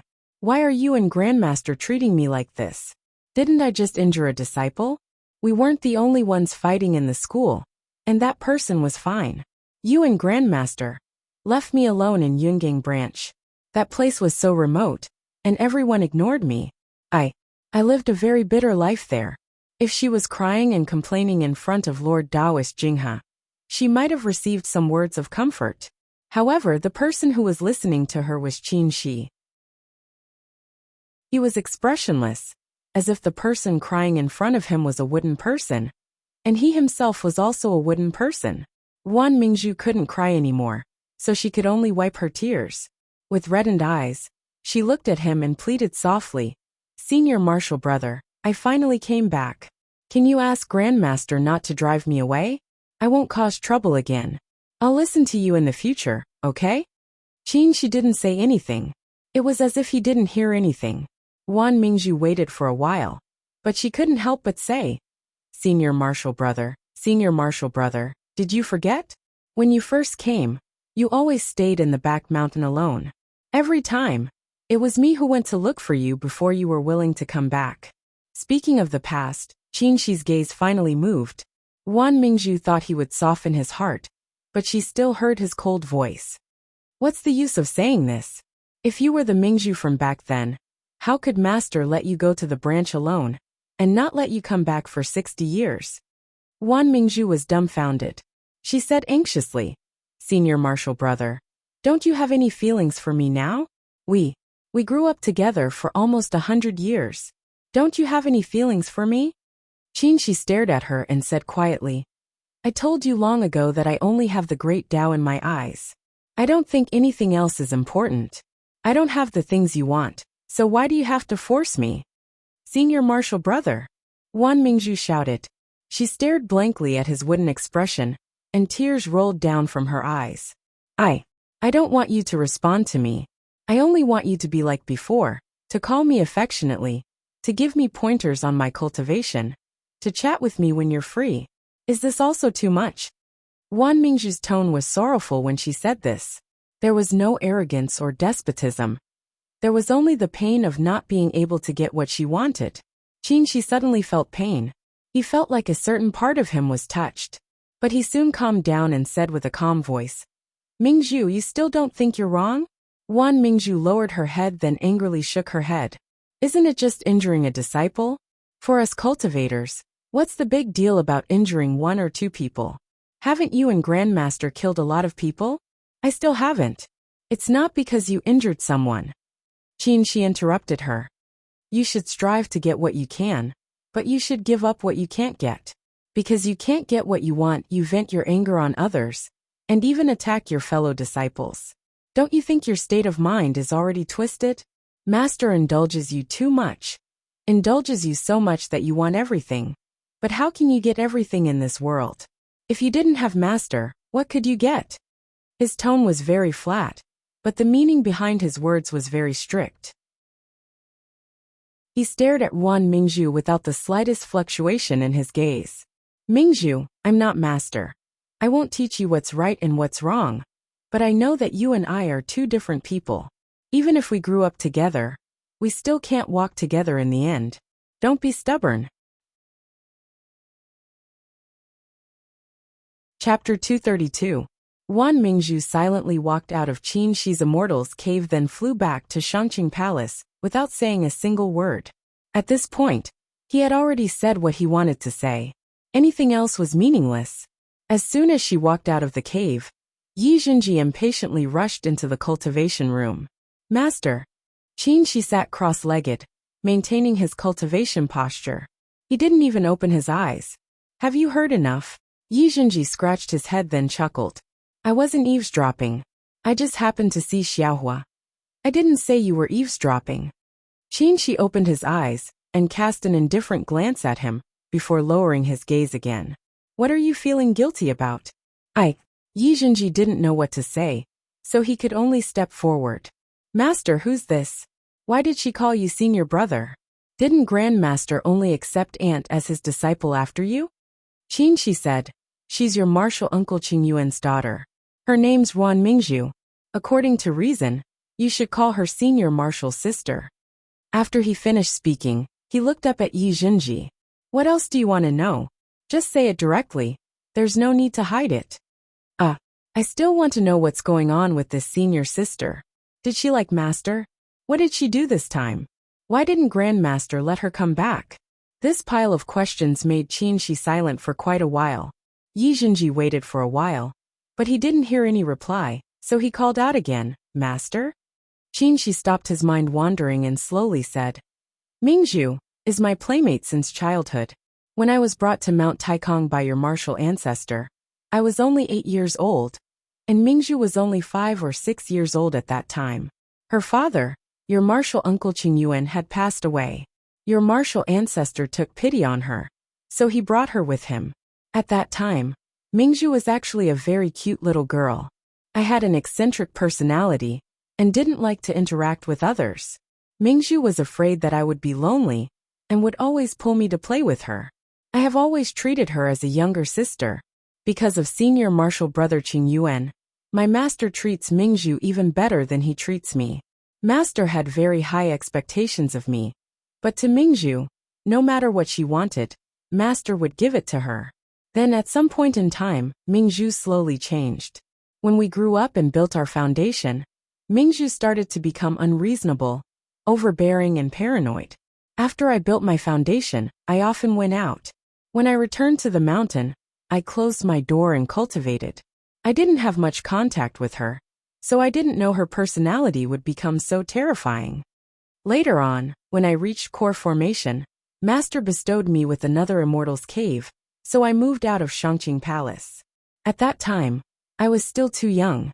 I was so engrossed in cultivation that I didn't want to take any disciples. If there were any chores, I would pick a few from the disciples of my senior brothers and sisters to do. I don't know why Mingzhu always makes things difficult for these disciples. Occasionally, I would bump into her and scold her a few times.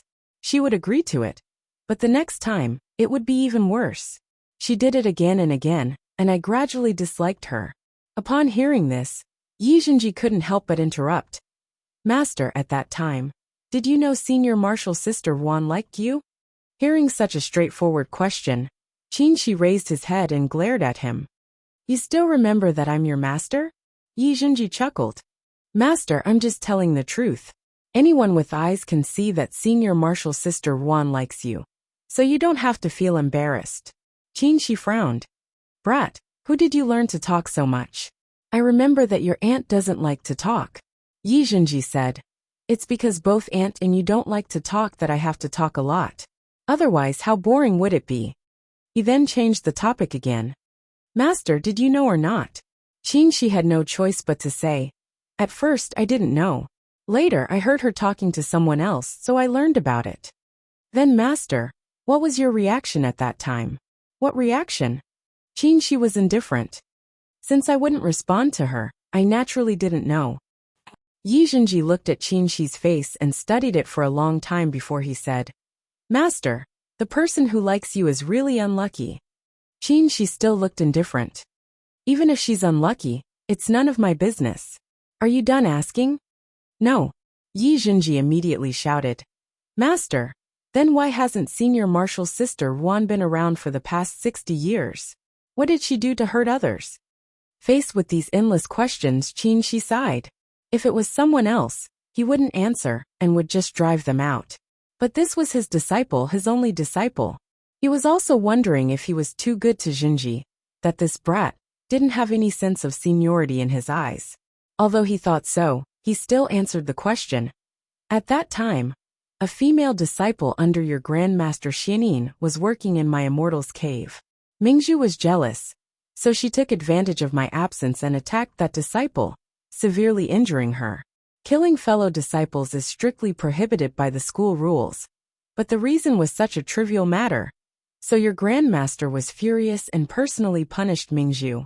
But Mingzhu didn't repent. So your Grandmaster ordered her to leave Mount Taikong and go to a remote courtyard. Unless she was summoned, she wasn't allowed to come back. After he finished speaking, Qinshi cast him a sidelong glance.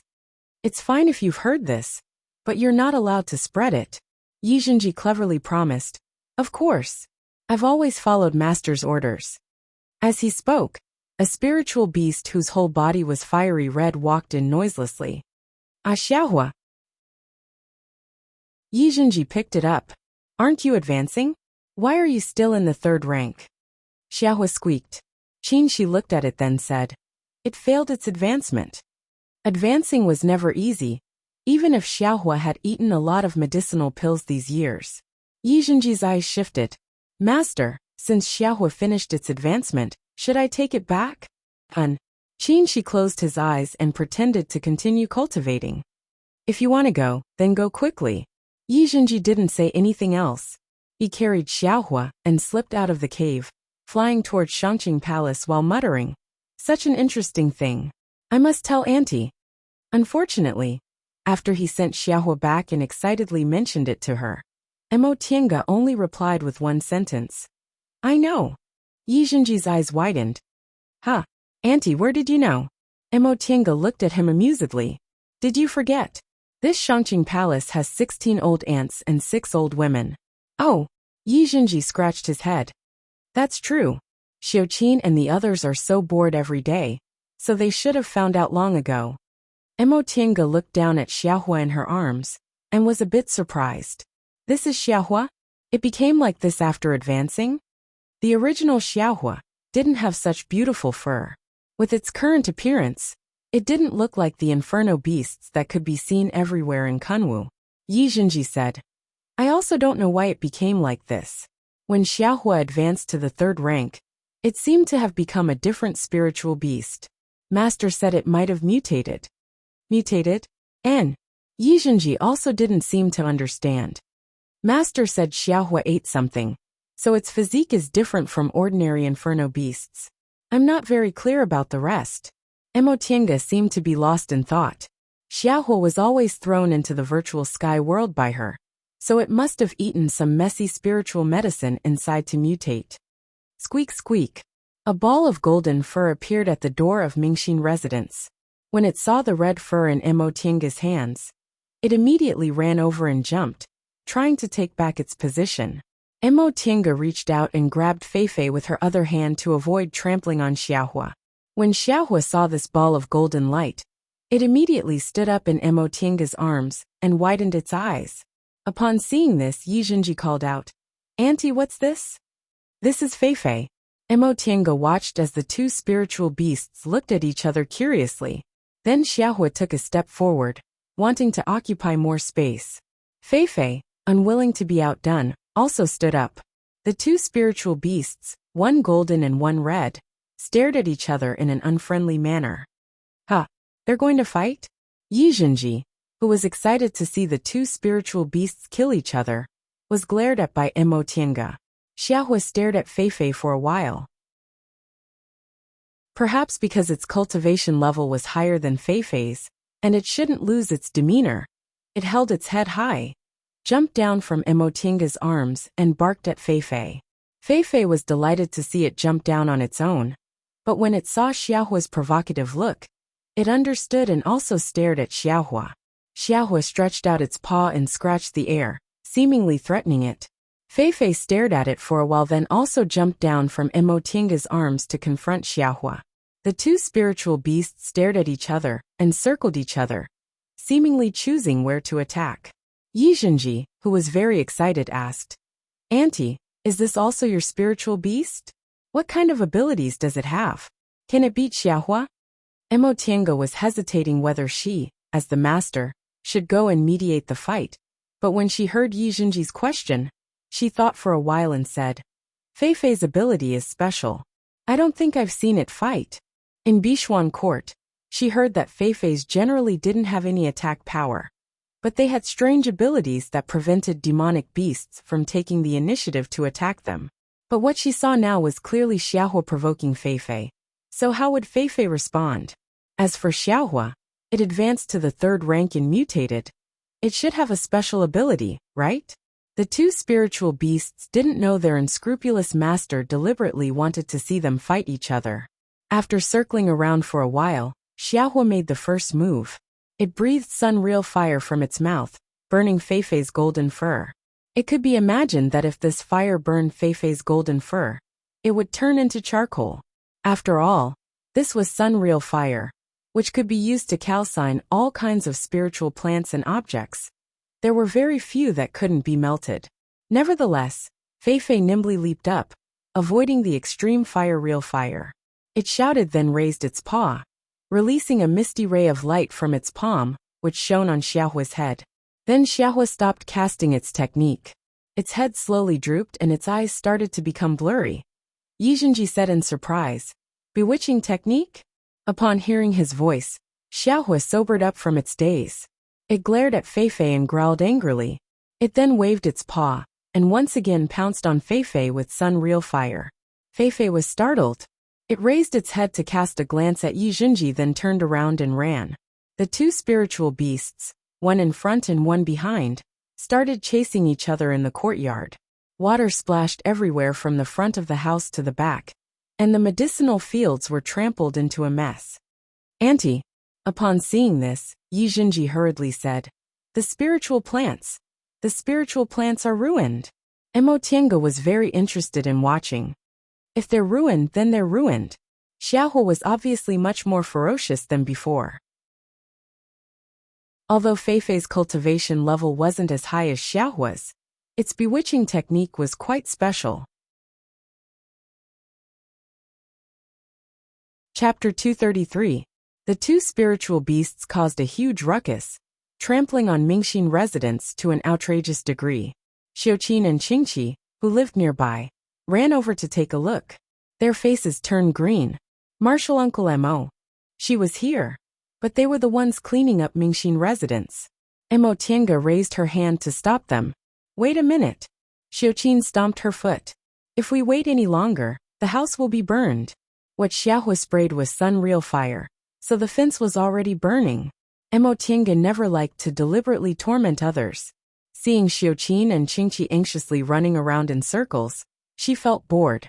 But she still used her divine comprehension to call back the two spiritual beasts.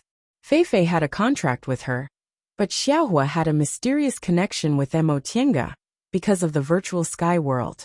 Now that Xiaohua received her divine comprehension, it fiercely chased after her for a while.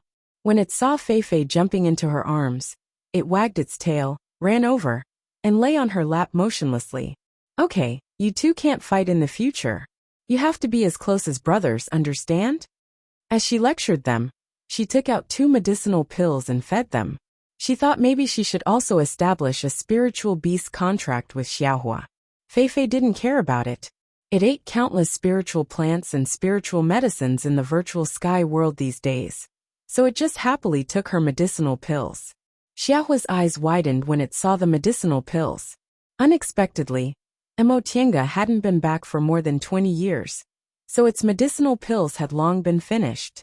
After feeding Xiaohua several medicinal pills, she watched as Xiaohua ran into the living room, found a corner, and curled up to cultivate. She then turned around and asked Yi Zhenji, "When did Xiaohua make a realm breakthrough?" Yi Zhenji thought for a while, then said, "About 15 years ago, when I was about to finish feeding it medicinal pills." "Then how come it's already in the peak of the 3rd rank now?" Mo Tiange was puzzled. If it finished its medicinal pills, it shouldn't be able to cultivate so fast, right? Yi Zhenji answered, "I told Master about this, and he never forgot to concoct medicinal pills for Xiaohua all these years." Mo Tiange thought for a while, then asked in surprise, "Did you show Xiaohua's medicinal pills to your master?" N. Upon hearing Yi Zhenji's answer, Mo Tiange became anxious. "Didn't I tell you that the medicinal pills I gave you, whether it's for you or Xiaohua, can't be shown to other people?" Upon seeing her furrowing her brows, Yi Zhenji was alarmed. "Auntie, it wasn't me who showed it to Master. It was Master who saw Xiaohua eating medicinal pills, so he took it over to have a look." However, he was still puzzled. Master didn't do anything after he saw it, so what happened? Did your master see anything? Mo Tiange calmed down and cast a glance at Xiuqin and Qingqi, who were busy tidying up the medicinal fields. They didn't pay any attention to her at all. "What did he say? Tell me his reaction in detail." Although Yi Zhenji was puzzled, he still explained everything in detail. Master looked at that medicinal pill for a long time. I was also worried that something might have gone wrong.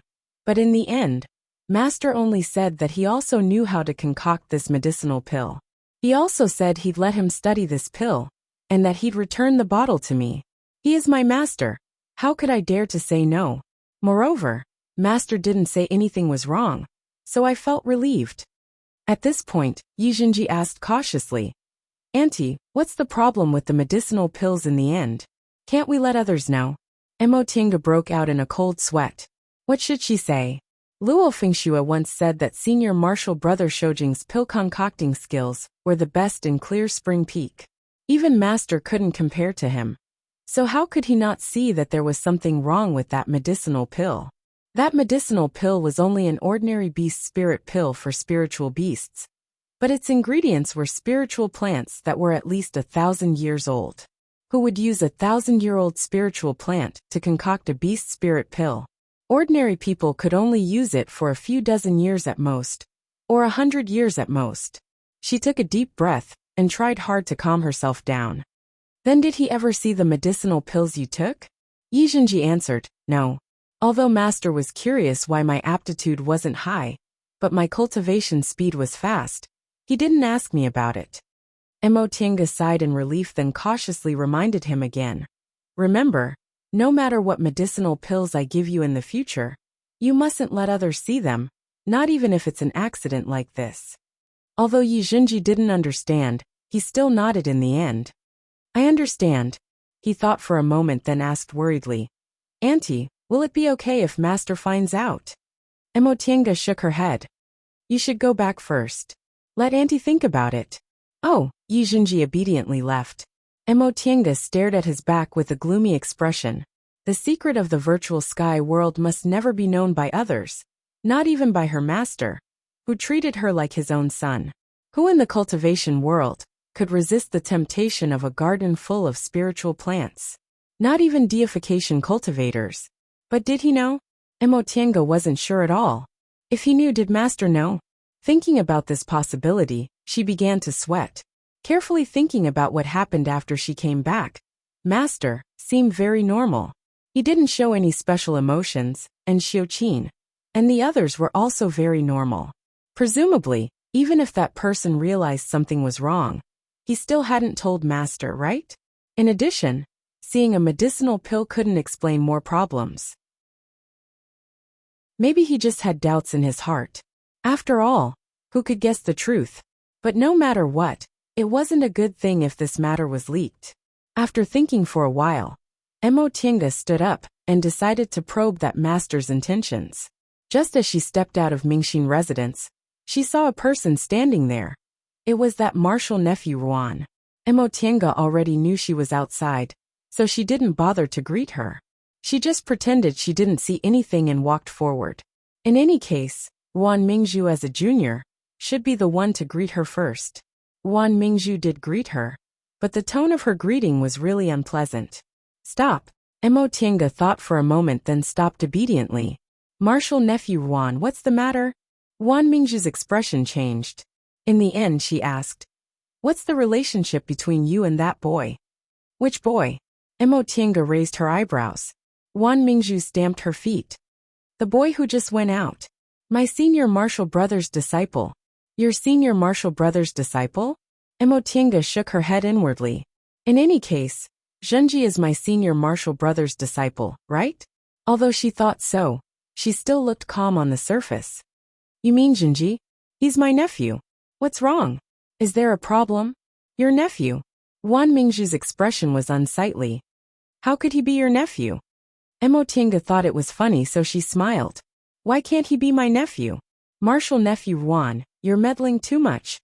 When she said the words martial nephew Ruan, she deliberately emphasized her tone to remind this arrogant woman that she was her master's proper disciple. You! Ruan Mingzhu was infuriated, but her lips trembled and she couldn't say anything. Since she promised her master she wouldn't cause trouble for her, Emotinga didn't want to continue provoking her. So she said, I still have something to do, so I can't chat with you, martial nephew.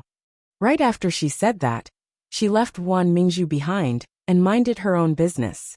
Ruan Mingzhu didn't know whether she was angry or bitter, but she just stood there motionlessly. When she reached the main hall of Shangqing Palace, Lord Taoist Jinghe was leaning against the wall with his eyes closed. There wasn't a single maid around him. Mo Tiange walked towards him. Master. Lord Taoist Jinghe opened his eyes then closed them again. Is something the matter? It's nothing. I just haven't been back for more than 20 years, so I wanted to chat with Master. The corners of Lord Taoist Jinghe's lips curled up into a smile.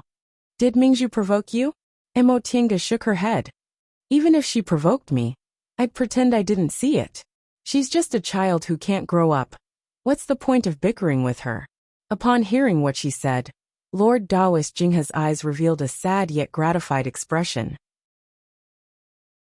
In the end, I didn't lead you astray. Mo Tiange chuckled then asked. Master, I find it strange. Why is she so fixated on Senior Marshal Brother Shoujing? With Senior Marshal Brother's temperament, it's fine if it's other people. But to her, wouldn't Senior Marshal Brother's personality be boring?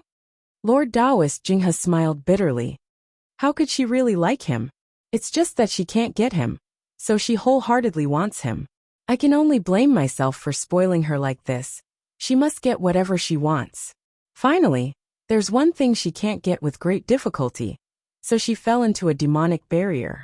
Speaking up to this point, he thought in his heart, wasn't that brat also like this in the beginning? If he hadn't encountered that deification cultivator, he probably wouldn't have this kind of thought about Mo Tiange. At most, he would only have a slightly favorable impression of her, right? However, two deification cultivators suddenly appeared in front of him, causing his favorable impression to fall through, so he became obsessed. The more he couldn't get her, the deeper his obsession became, and in the end, he fell into a demonic barrier. As for what that brat liked about Mo Tiange, he probably couldn't say it himself. It turned out he only admired her, paid attention to her, and was only curious about her. If there were no other factors, maybe he would have been like this in this lifetime.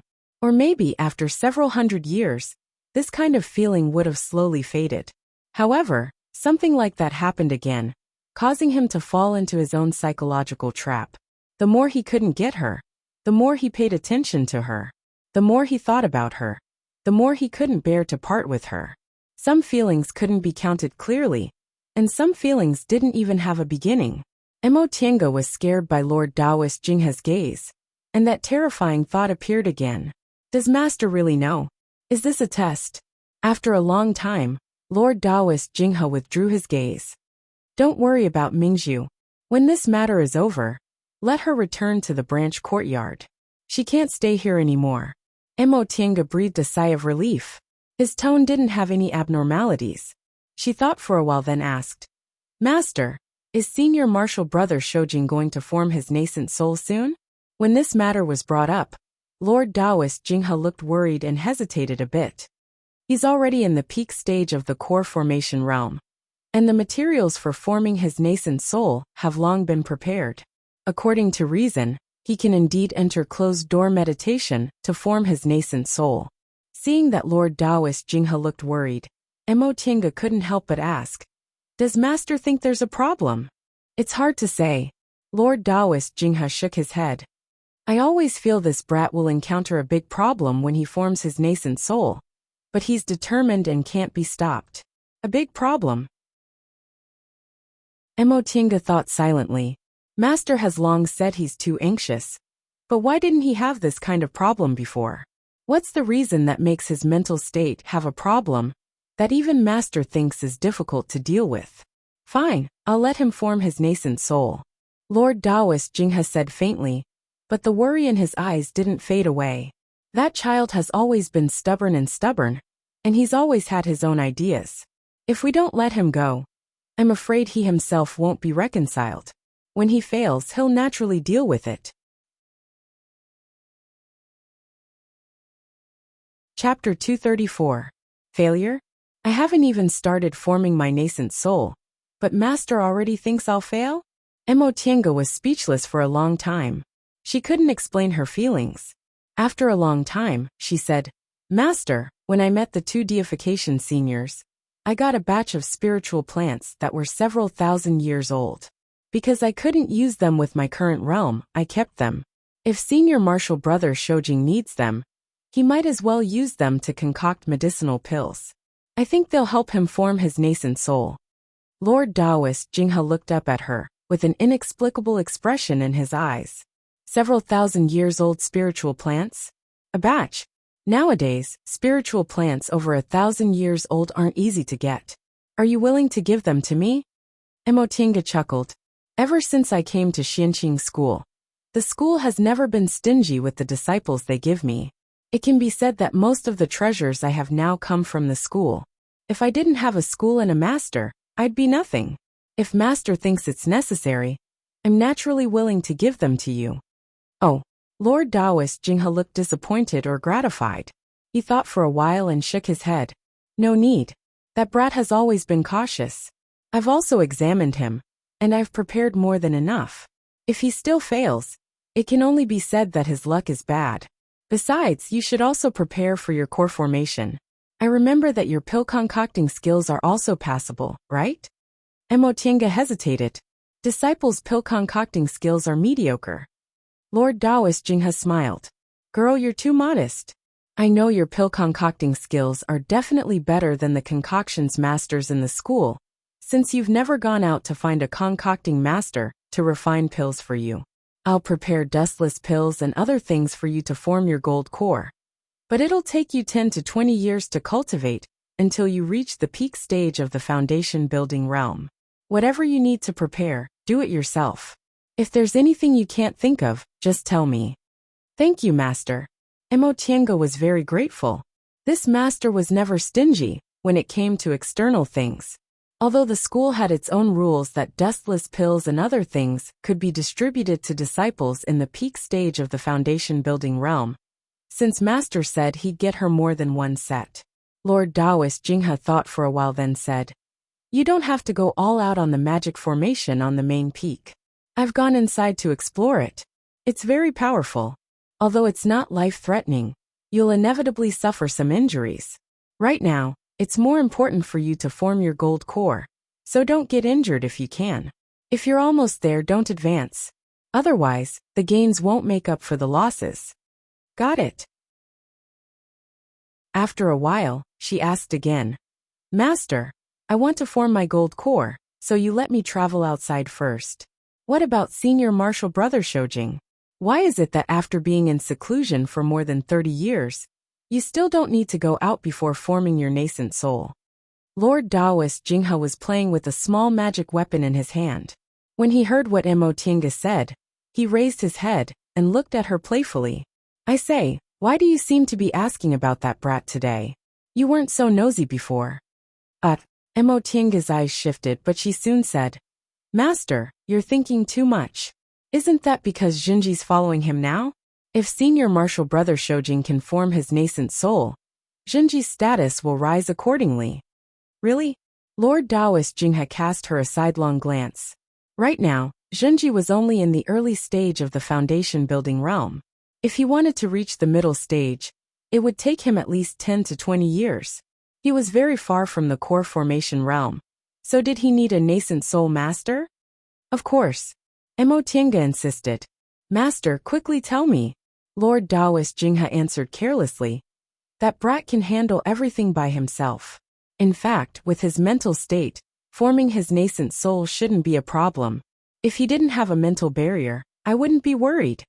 Mental barrier? It's nothing. Lord Taoist Jinghe immediately smoothed things over. The most important thing in soul formation is the inner demon. Many people simply don't realize they have an inner demon, which leads to their failure in soul formation. This brat was so impatient, so he's obviously trapped by a mental barrier. That's why I'm worried. Emotinga could naturally tell Lord Taoist Jinghe wasn't telling the truth. However, this was an important matter, so it was normal for him not to tell her. The most important thing was that she talked about this in a roundabout way, because she wanted to see whether Senior Marshal Brother Shojing mentioned that medicinal pill to her master. Now, it seemed her master's reaction was very normal. He probably didn't. In addition, she mentioned the 2 deification cultivators. If they asked in the future, she could explain the source of the medicinal pill's materials. With that thought in mind, She found an excuse to leave. Xiaohua just burned the medicinal fields. I'll go see if Xiuqin and the others have finished cleaning. Ah, didn't you want to talk to Master? Why are you leaving after saying a few words? I'm done. Mo Tiange didn't even look back and walked towards the back. Lord Taoist Jinghe was left muttering. These children, each one is stranger than the other. Mo Tiange regained her cheerful mood after realizing everything was fine. She walked towards Mingxin residence, but she found Yuan Mingzhu still standing there. This woman, who Mo Tiange thought was arrogant and despotic, was currently dazed. She stared blankly at the maids bustling about inside Mingxin residence, her gaze filled with disappointment. Yuan Mingzhu seemed startled to see her coming. Seeing as she didn't seem to want to greet her, Mo Tiange didn't say anything and was about to enter Mingxin residence. Behind her, Yuan Mingzhu suddenly called out, "Martial Uncle Mo." Her voice didn't contain any other emotions, so it sounded a lot cuter. Mo Tiange turned around. "Martial nephew Yuan, is there something wrong?" Yuan Mingzhu bit her lip. After hesitating for a long time, she finally said, "Martial Uncle Mo, would you like to come to my Zhili building?" Mo Tiange was stunned. She almost thought she heard wrong. Is this really Yuan Mingzhu? When she heard me call her martial nephew Yuan, she didn't show any emotions at all, and even asked me to come to her building with a slightly pleading tone. "Martial Uncle Mo?" Yuan Mingzhu shouted again, her pleading tone becoming stronger. They don't want to talk to me. I just want to talk to someone." Mo Tiange turned around to look at her courtyard. Xiuqin and the others were still busy. It wasn't a big deal if they got dirty. They could be fixed with a few small spells. However, the two spiritual beasts also trampled on the medicinal fields just now, so it would probably take some time to deal with them. She muttered to herself for a moment, then said, "All right." Yuan Mingzhu was delighted to hear that. She stood up and led the way. "Martial Uncle Mo, let's go." Mo Tiange followed behind her. While walking towards Zhili building, she was on guard. Although she didn't think Yuan Mingzhu could do anything out of line, she was, after all, a famous domineering master who dared to do anything. Zhili building wasn't far from Mingxin residence. It was also a similar small courtyard, but the things inside were much more luxurious. Yuan Mingzhu invited Mo Tiange inside, then clumsily led her into the small hall and asked her to sit down. Mo Tiange saw that Yuan Mingzhu didn't make the slightest mistake in this matter, so she was obviously well-mannered. It was just that she was used to being domineering and didn't want to do it. Seeing that Yuan Mingzhu also sat down but didn't even have a cup of tea, Mo Tiange was somewhat speechless. Although foundation building cultivators like them were above the common people, drinking tea was a kind of habit, and was also the way to treat guests. Martial Uncle Mo, sitting in front of her, Yuan Mingzhu lowered her head.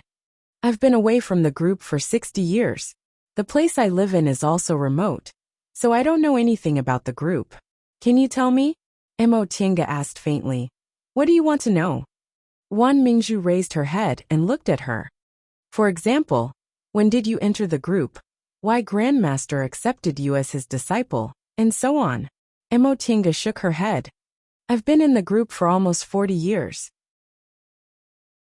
As for why he accepted me as his disciple, you might as well ask your Grandmaster himself." Yuan Mingzhu stared at her with a strange expression. "Could it be that your aptitude is extraordinary? What was your cultivation level when you entered the group?" "So. Mo Tiange answered perfunctorily.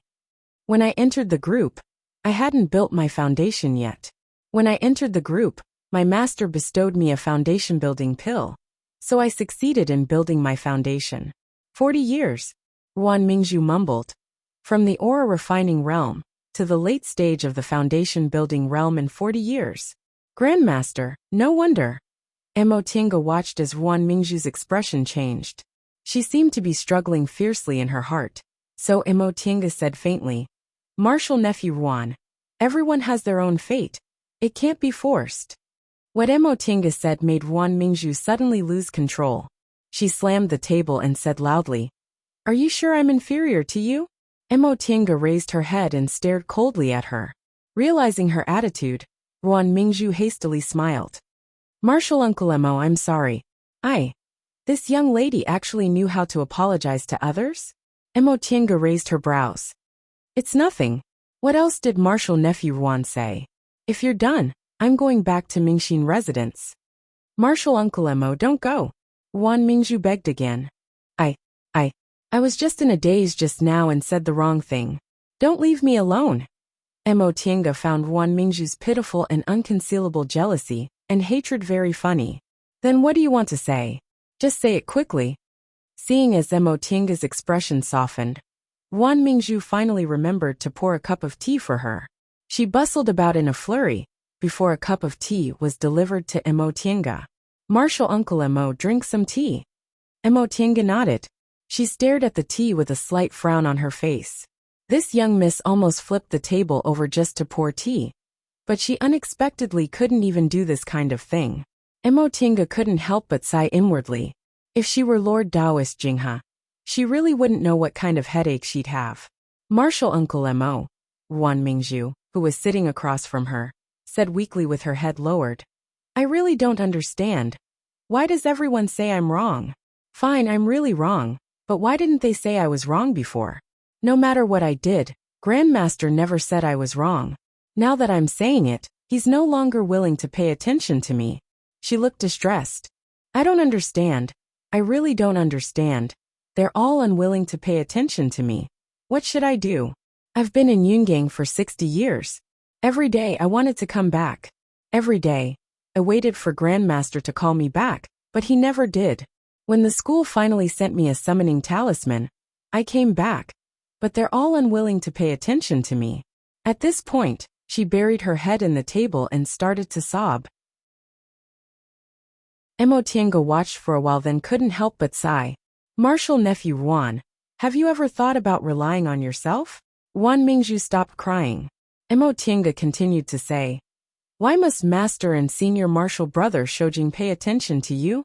In Yunggang's branch courtyard, no one cared about you, and no one treated you harshly. You obviously could have cultivated properly, couldn't you? Wan Mingzhu raised her head in a daze. They're all ignoring me. What's the use of cultivating? What's the point? Emotinga simply didn't know what to say. Could it be that you're cultivating just to make other people pay attention to you? Wan Mingzhu looked bewildered. Emotinga felt helpless and amused at the same time.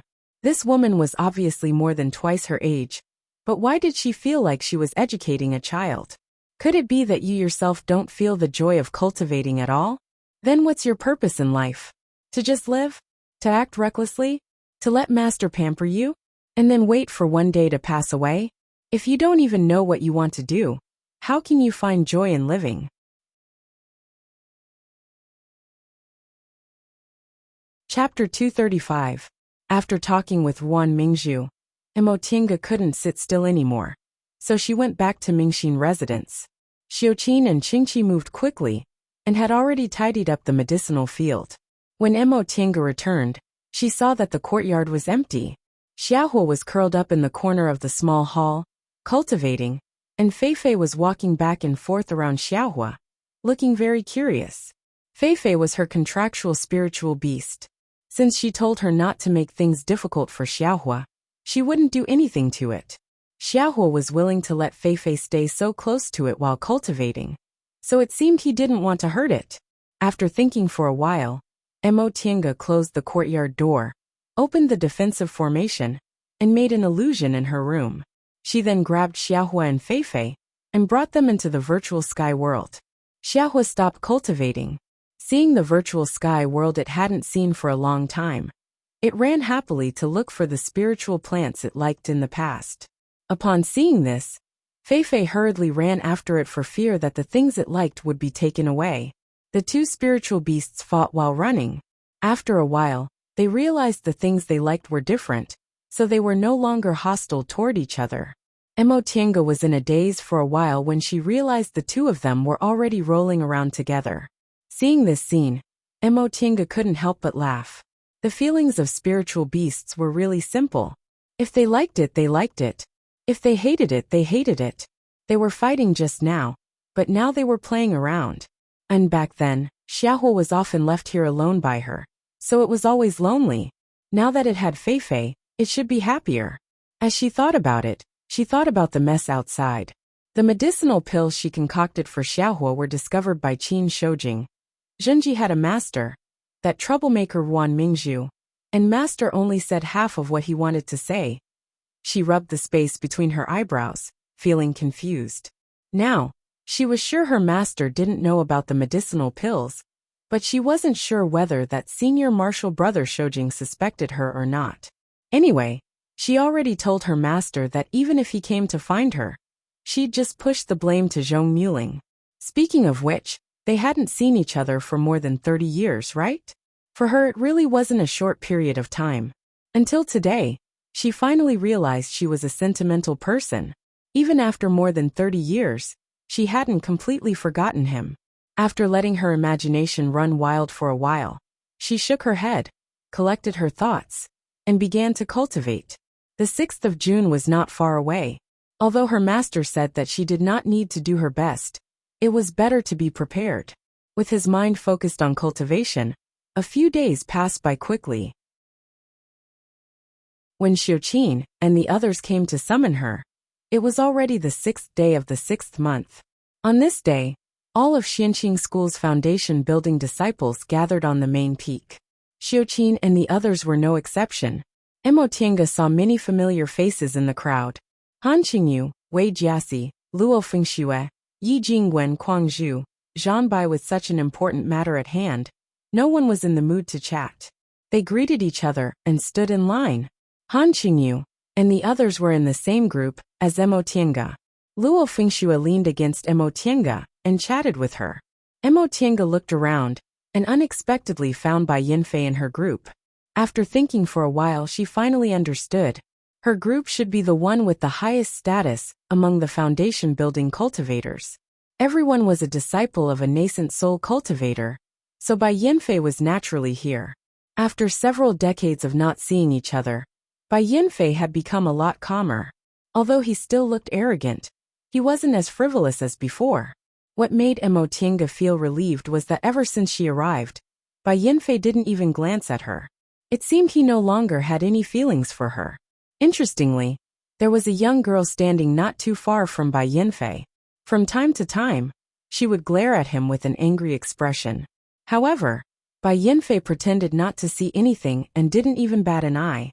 Luo Fengxue, who noticed Mo Tiange's gaze, came over and whispered, "You should know this junior martial brother Bai, but you've never seen that junior martial sister Jiang, right?" Mo Tiange also whispered, "So that's junior martial sister Jiang from Peak of Drifting Clouds. I think she's not bad. Although she's not an outstanding beauty, she's still pretty and pleasant." "Yes," Luo Fengxue chuckled. "In terms of appearance, junior martial sister Jiang isn't bad. Unfortunately, her personality is similar to our senior martial sister Wan." Although Lord Taoist Xianin had already established his own group, Luo Fengxue still called him by his old address. Mo Tiange cast a sidelong glance at the other group. Seeing that Wan Mingzhu was in low spirits and didn't have any of her usual arrogance, she smiled and said, "It seems you really don't like that senior martial sister Wan. It'd be strange if I liked her." Luo Fengxue curled her lips and said, "Although second senior martial sister's personality isn't good, she's never harmed people. She harmed second senior martial sister so miserably, so how could I possibly like her?" Speaking of this, Mo Tiange looked at the solemn-looking Wei Jiasi. To her surprise, Wei Jiasi also advanced to the late stage. Senior martial sister Wei made a realm breakthrough? Luo Fengxue said. Senior martial sister Wei finally understands.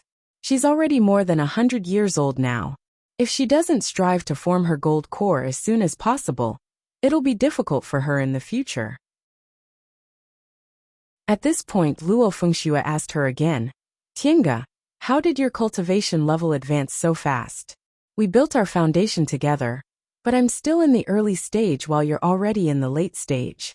Doesn't this mean that after several decades, you'll be a whole realm higher than me?" Although she loved power, she wasn't lazy when it came to cultivating. Every day, she would spend half of her time cultivating. Mo Tiange shook her head and said, "You know, right after I built my foundation, I obtained a fated chance and directly advanced to the middle stage. Now that more than 30 years have passed, it's not strange for me to advance to the late stage. Besides, aren't you already in the peak of the early stage? The only thing you're missing is a realm breakthrough. That's what you say, but who knows? Luo Fengxue wasn't in the mood, so she changed the topic. In fact, we all secretly said that junior martial sister Jiang would definitely suffer in the future. With martial uncle Lingxiu supporting her, she's naturally a favored one. But when it comes to aptitude, she's actually about the same as us. She and junior martial brother Bai Junyang are indeed taking advantage of her when she performs dual cultivation. Martial uncle Junyang did this to appease Drifting Cloud's peak. Mo Tiange said, if martial uncle Lingxiu passes away, what will happen to Drifting Cloud's peak? Martial uncle Lingxiu advanced to the nascent soul realm nearly 1,000 years ago, and Drifting Cloud's peak is full of his disciples and grand disciples. Luo Fengxue curled her lips. That's why Drifting Cloud's peak urgently needs another nascent soul cultivator.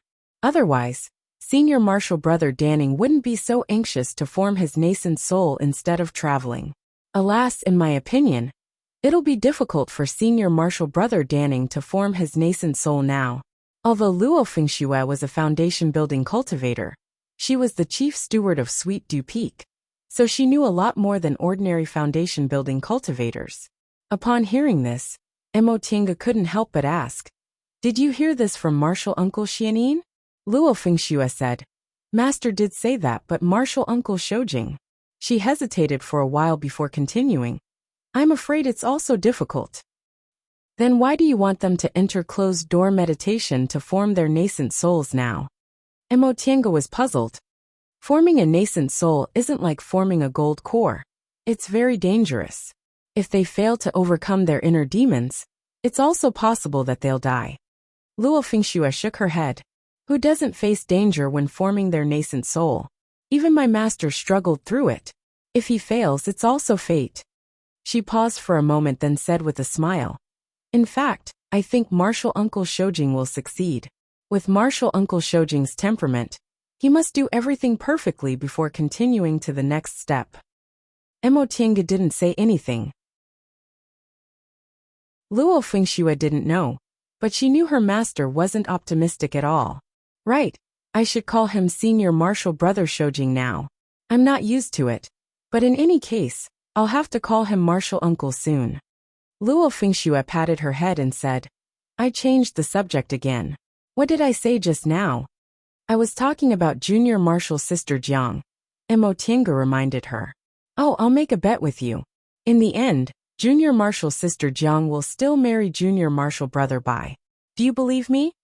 Mo Tiange smiled. If I make a bet with you, wouldn't I be looking to lose? In the whole Xianqing school, who's more well-informed than you? Of course. Luo Fengxue was proud of herself. She didn't forget to lower her voice. Last time, because junior martial brother Bai refused, junior martial sister Jiang wreaked havoc in Morning Sun Peak. In my opinion, junior martial sister Jiang most likely still has a good impression of junior martial brother Bai. Because of this, junior martial brother Bai's refusal made her feel embarrassed. Unruly junior martial sister Jiang, and arrogant junior martial brother Bai. This combination made Mo Tiange laugh. If that's really the case, we'll have a good show to watch every day. Who said it wasn't?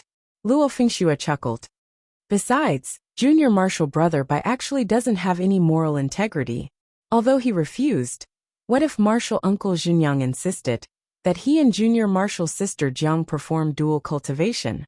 Junior martial sister Jiang can be considered beautiful, so he'll definitely give in. At this point, Luo Fengxue curled her lips. In my opinion, martial uncle Junyang is the one who benefits the most. Now that he let junior martial brother Bai and junior martial sister Jiang form a dual cultivation relationship, everyone thinks he's kind. But this matter definitely won't only benefit Peak of Drifting Clouds. Senior martial brother Danning's chances of successfully forming his nascent soul aren't high, and there aren't many other Peak of Drifting Clouds disciples who have a chance. But junior martial brother Bai's chances of forming his nascent soul in the future are very high. When junior martial brother Bai forms his nascent soul, he can enter Peak of Drifting Clouds. How great would that be? Emo Tiange was silent for a while, then said, "But with Junior Marshal Brother Bai's current cultivation level, he'll need at least 200 or 300 years to form his nascent soul, right? During this time, our Xianqing school might have more than one nascent soul cultivator. At that time, wouldn't Peak of Drifting Clouds be divided?" Luo Fengxue was stunned. "You're right, Aya. Even if that's the case, Marshal Uncle Xinjiang won't lose anything. Let's not talk about forming your nascent soul. Let's talk about forming your gold core. In the past few years, many fellow disciples have reached the late stage of the foundation building realm. I reckon the medicinal plants gathering in the magic formation this time will be very competitive. Tiange, you have to be careful." Emo Tiange was puzzled. "Why do I have to be careful?" Luo Fengxue said, "Although there are a lot of spiritual plants left behind from the distant past era inside the magic formation, all of them have to be handed over. When the time comes for you people to form your gold cores, the school will still have to distribute the existing medicinal pills. There are only so many medicinal pills in total, so if you people divide them among yourselves, think about it. If you take a little less, others can take a little more. Is there anyone who doesn't want you to gather a lot of spiritual plants?" This reasoning was indeed correct. Emo Tiange asked, "Will someone attack me?" "They won't go that far. The school rules forbid fellow disciples from killing each other." Luo Fengshue's gaze swept over the crowd. "But it's very possible that they'll trip you up and stop you outside." She never expected that the school task she didn't take seriously would actually have risks. Fortunately, her master already told her that protecting herself was more important. "Come, there are some people you have to be careful of. I'll point them out to you." Chapter 236. The people Luo Fengxue pointed out to Emo Tiange were all in the late stage of the foundation building realm, or were about to reach the peak stage of the foundation building realm in order to advance to the core formation realm. Among them, there were both elite disciples and ordinary disciples. These people all plan to advance to the core formation realm in the near future, and their temperaments aren't very good, so you have to be extra careful. In addition, as long as they're in the late stage of the foundation building realm, you have to be careful. Although Luo Fengshue's cultivation level wasn't outstanding, she was very experienced in handling things. Emo Tiange noted her words down. "I understand." Luo Fengxue smiled again. "In fact, you don't have to be too careful. In any case, this is a formation to test disciples. Even if something happens, you'll just be transported out. Besides, with Grandmaster's personality, even if you don't get anything, he definitely won't treat you badly when you advance to the core formation realm." Emo Tiange also smiled. "You really know Grandmaster well." "How could I not?" Luo Fengxue giggled. "As long as I understand Grandmaster's personality, it's too easy to get things from him." Emo Tiange couldn't help but want to laugh. Others said Lord Taoist Jinghe was rude, bloodthirsty, and temperamental, but his disciples and grand disciples understood his preferences and could do whatever they wanted. While the two of them were talking, a nascent soul cultivator and several core formation cultivators walked in from the outside. They were Lord Taoist Jinyang, the head Grand Supreme Elder, the school head, and various managing elders. After Lord Taoist Jinyang arrived, he sat on the seat of honor and closed his eyes in silence. The school head, who stood next to him, stepped forward. School head Shinijian was Lord Taoist Jinyang's disciple. Although he was known as the school head of Xianqing School, Lord Taoist Jinyang was in charge of the big things, and the managing elders of the various peaks had already taken care of the small things. As the school head, Shinijian only spoke for Lord Taoist Jinyang when they encountered small things. But in any case, he was the school head of Xianqing School, and his status was much higher than foundation building disciples like them. Once he stepped forward, the disciples who were whispering to each other all quieted down. Shinijian swept his gaze across the hall and said, "Dear disciples, I believe that the masters of the various peaks have already roughly explained to you the reason for summoning everyone back to the mountain. Today, I will tell you in detail once more. Not long ago, we discovered a spirit array at the foot of the main peak. This spirit array is extremely complicated. It is a huge spirit array formed by hundreds and thousands of small spirit arrays. According to the Grand Supreme Elder's research, this formation was not dangerous. It should have been used by the ancient cultivation sects to test their disciples. Now that hundreds of thousands of years have passed, this array still retains some of its functions, and a small part of the rewards for the disciples is still intact.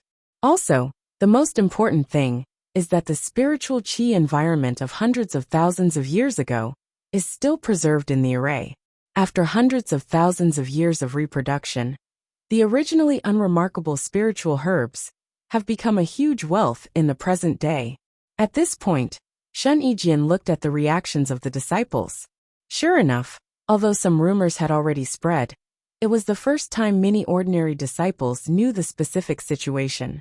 At this moment, they were whispering to each other, discussing spiritedly. Shun Yijian raised his hand to stop everyone's whispers.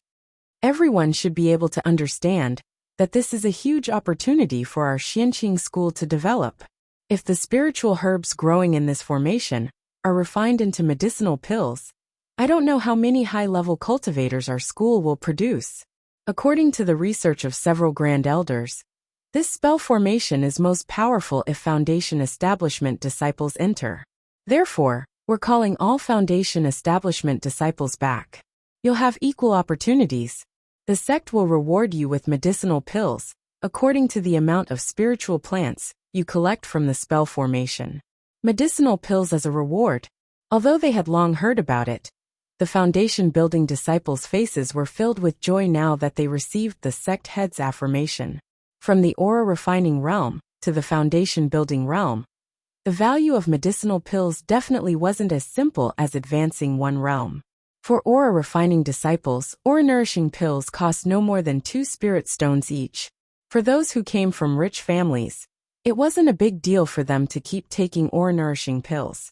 However, once they reached the foundation-building realm, even for elite disciples, the amount of soul-nourishing pills they received was no more than 20 pills a year. Therefore, for these foundation-building disciples, other things were fine, but medicinal pills really couldn't be missed. Good. Now that everyone understands the cause and effect, I'll now talk about the characteristics of this magic formation. Seeing the enthusiastic atmosphere below, Shun Yijian smiled and nodded. After the Grand Supreme Elders examined this magic formation, they discovered it's the 10,000 laws of nature formation recorded in ancient records. Everyone don't underestimate it. Any formation that's called a magic formation is a combination of several kinds of formations. This formation is the same. The specific power of this formation isn't recorded in ancient records. However, the Grand Supreme Elders have already investigated it. This formation is purely used to test disciples. There's no danger to their lives. This formation is roughly divided into 3 parts. The first part is the 5 spirits killing body. In this part, all disciples need to pass one stage at a time and solve it through combat. Everyone can do as you please and see how many stages you can pass with your own ability. Remember, passing stages isn't the goal. Every time you reach a stage, you just need to collect the spiritual herbs that exist in that stage. The second part is the 5 hindrances overturning senses. In this part, everyone must be especially careful. Guard your mind and be careful of the 5 hindrances of greed, anger, delusion, slowness, and doubt. If you're entangled by the 5 hindrances, not only will you be immediately sent out of the formation, but your mind will also suffer damage in a short period of time. You mustn't lower your guard on this point. The last part is the 5 confusions plaguing spirit. The 5 confusions are bewitching heart, bewitching wisdom, bewitching thought, bewitching spirit, and bewitching intent. It's complicated to explain, but in fact, you only need to remember one point. No matter what appears in front of you, you must distinguish between what's real and what's fake and hold fast to your Tao heart. After saying that, Shun Yijian looked at Lord Taoist Jinyang. Seeing that he didn't seem to have any objections, he continued, the so-called 10,000 laws of nature formation. Everyone must remember the 4 words 10,000 laws of nature, and you'll definitely be able to walk to the end. Alright, I'll give you some time to think about what to do. Right after he finished speaking, a disciple asked, Martial Uncle Sect Head, may I ask how many disciples are allowed to enter this formation together? Sect Head Shin answered, this formation has endless changes. Once you enter, you can't control it, so you have to be alone. Upon hearing this, the discussions in the hall became even louder. Outsiders couldn't be trusted, but there were still some good friends in the cultivation group. When they went out to gain experience, they would feel a lot more at ease with their good friends by their side. If they were alone, they would have to face a lot more dangers. Mo Tiange and Luo Fengxue already knew about this, so they didn't think much of it. Another disciple stood up. Martial Uncle Sect Head, will we meet in the formation? Sect Head Shin stroked his beard and smiled. Of course. There are more than 300 of you. Although the formation is big, it's impossible to separate all of you. If you happen to meet each other, I hope you can help each other and tide over the difficulties together. Mo Tiange and Luo Fengxue glanced at each other. Both of them had helpless expressions in their eyes. Although they were from the same cultivation group, there were also people they didn't like. Right now they were all competitors. There might be people who helped each other, but there might also be people who hurt each other. They still had to rely on themselves for everything. After a long time, the scene gradually calmed down. Seeing that everyone had accepted it, Sect Head Shin said, since everyone's ready, let's enter the formation. Nearly 300 foundation building disciples came out of the hall in a single file, then boarded their flying magic tools. They then followed the sect head and several elders and flew down the main peak in a grandiose manner.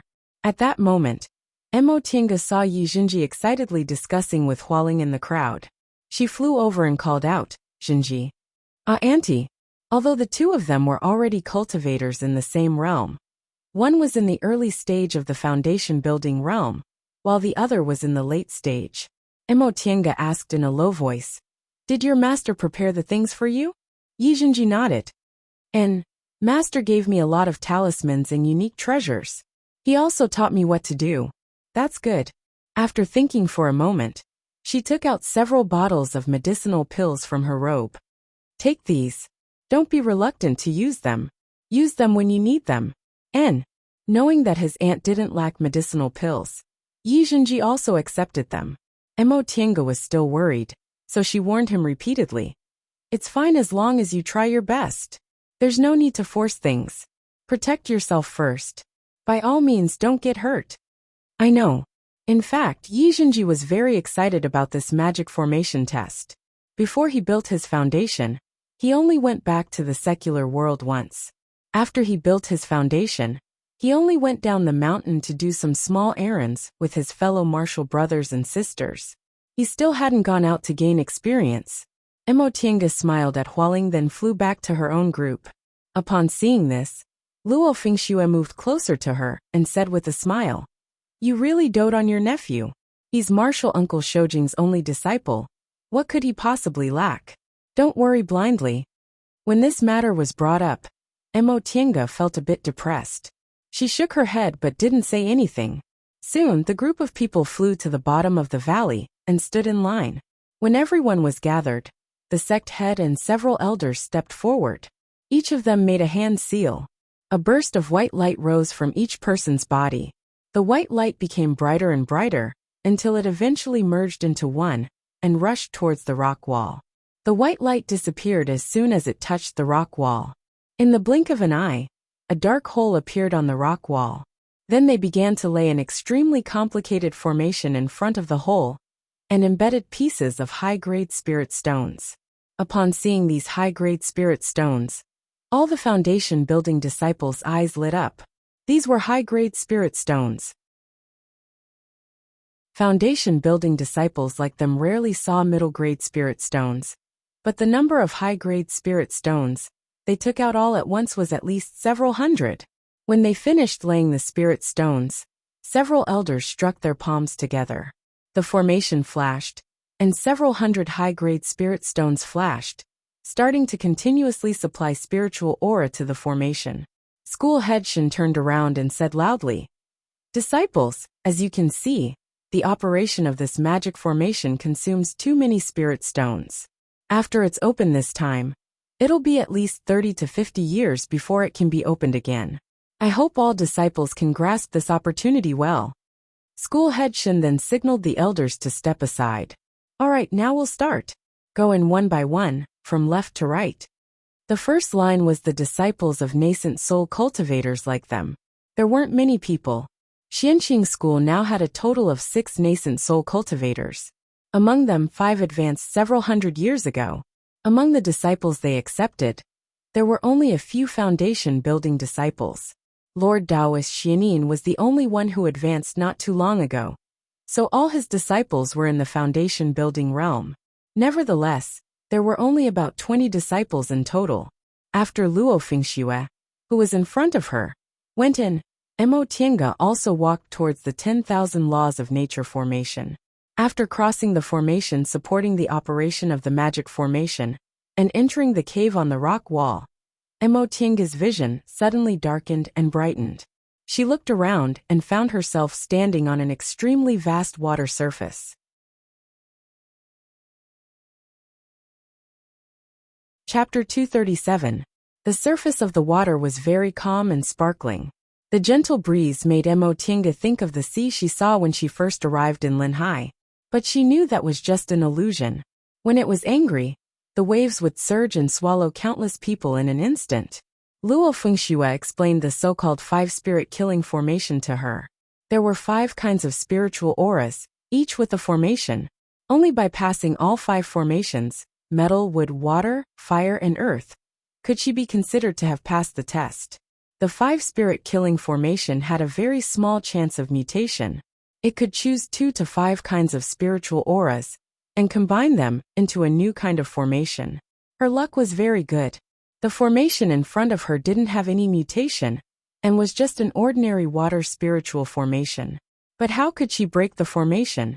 Metal gave birth to water, water gave birth to wood, earth restrained water, and water restrained fire. Therefore, she couldn't use the elements of metal and fire. It was better to use the 2 elements of wood and earth, or magic weapons. Mo Tiange pondered for a while. Her magic weapons didn't have any clear 5 elements, so she might as well use talismans. Once she made up her mind, she took out an earth magic talisman and flew high. Looking down from above, the surface of the water was boundless, but there weren't any waves, so she couldn't see any danger. But the calmer it was, the more unusual it was. How could a formation specially used to test people's ability in fights of magical powers be calm?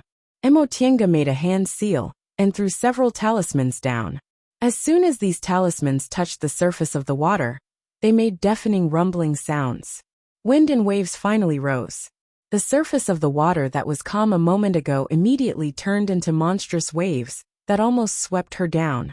The surging spiritual aura tried to cut her apart.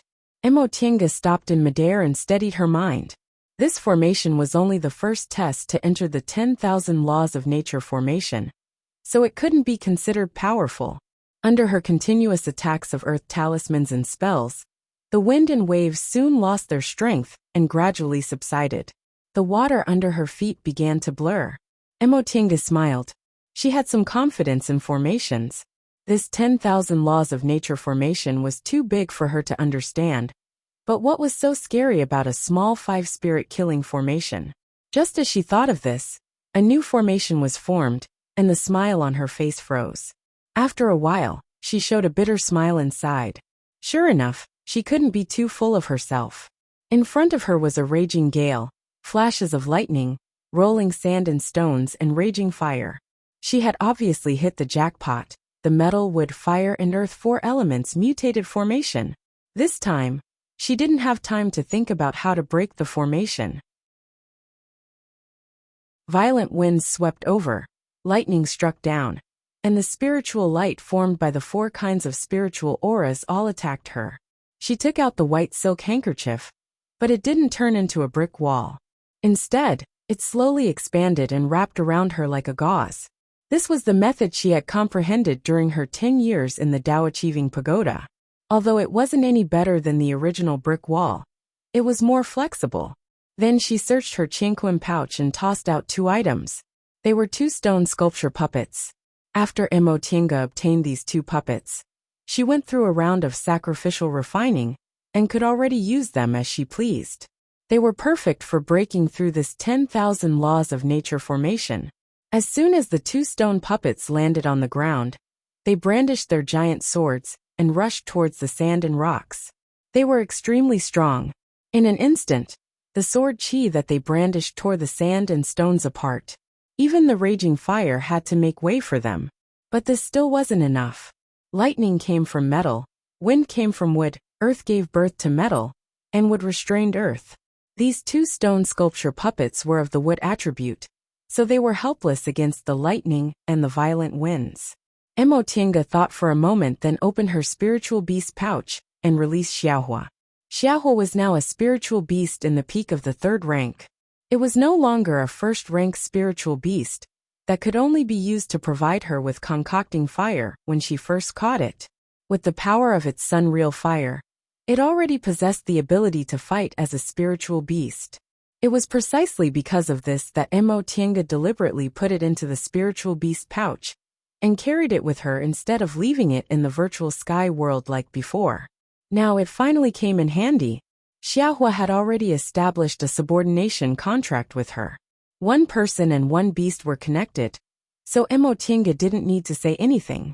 Xiaohua already jumped down, opened its mouth, and spewed out sun-real fire to fight against the violent winds and lightning. Emotinga hovered in the air, using her divine comprehension to command the stone sculpture puppets and Xiaohua. After advancing to the late stage of the foundation-building realm, with her current strength, she no longer feared anyone below the core formation realm. Even if this was a formation left behind from the Middle Ages era, with her familiarity with formations, there was nothing to be afraid of. Before long, under the attacks of the stone sculpture puppets and Xiaohua, the lightning became more and more powerless, the raging fire gradually extinguished, the violent winds stopped, and the sand and stones also quieted down. Emotinga was about to heave a sigh of relief when she saw the 4 kinds of spiritual aura slowly converging on the ground. Then, the sand and stones slowly surged as if they were half alive and gradually condensed into a stone man. Upon seeing this, Emotinga's expression turned solemn. This stone man had a body made of sand and stones, eyes made of raging fire, and arms made of wind and thunder. It was obviously formed by the fusion of the 4 spirits. Formations from the Middle Ages era were indeed not simple. She waved her hand and Xiaohua, who was staring at the stone man, ran back into her arms. Emotinga patted its head. "Don't act rashly. Attack when I tell you to." Xiaohua whimpered twice and obediently shrank beside her legs. Emotinga sent out her divine comprehension. The 2 stone sculpture puppets each brandished their stone swords and attacked the stone man. The flames in the stone man's eyes flickered, and it turned its head towards the puppets. Emotinga had seen the strength of these 2 stone sculpture puppets before. It wouldn't be an exaggeration to say they had infinite strength. At this moment, the stone swords ruthlessly slashed at the stone man, but the stone man didn't dodge and faced it head-on. Boom! With a loud, muffled sound, the stone sculpture puppets retreated several steps. They were actually beaten back by the stone man. Emotinga's expression was grave. Fortunately, these stone sculpture puppets were made of special materials. Although their strength wasn't a match for the stone man, they weren't damaged. Emotinga thought for a moment, then patted Xiaohua. "Xiaohua, attack it. Stay far away from it, and don't let it touch you." Xiaohua grunted in response, and leaped up from the side of her leg. Fire magic was cast on the stone man's body. The stone man's movements were slow. When it saw Xiaohua's spells, it didn't dodge or evade. Instead, it turned its body and faced Xiaohua's sun-real fire with its body of sand and stone. Stone came from earth, and fire gave birth to earth. Emotinga didn't expect that the stone man formed by the 4 spirits actually had elementary intelligence. Emotinga raised her brows. She had never seen such a formation before.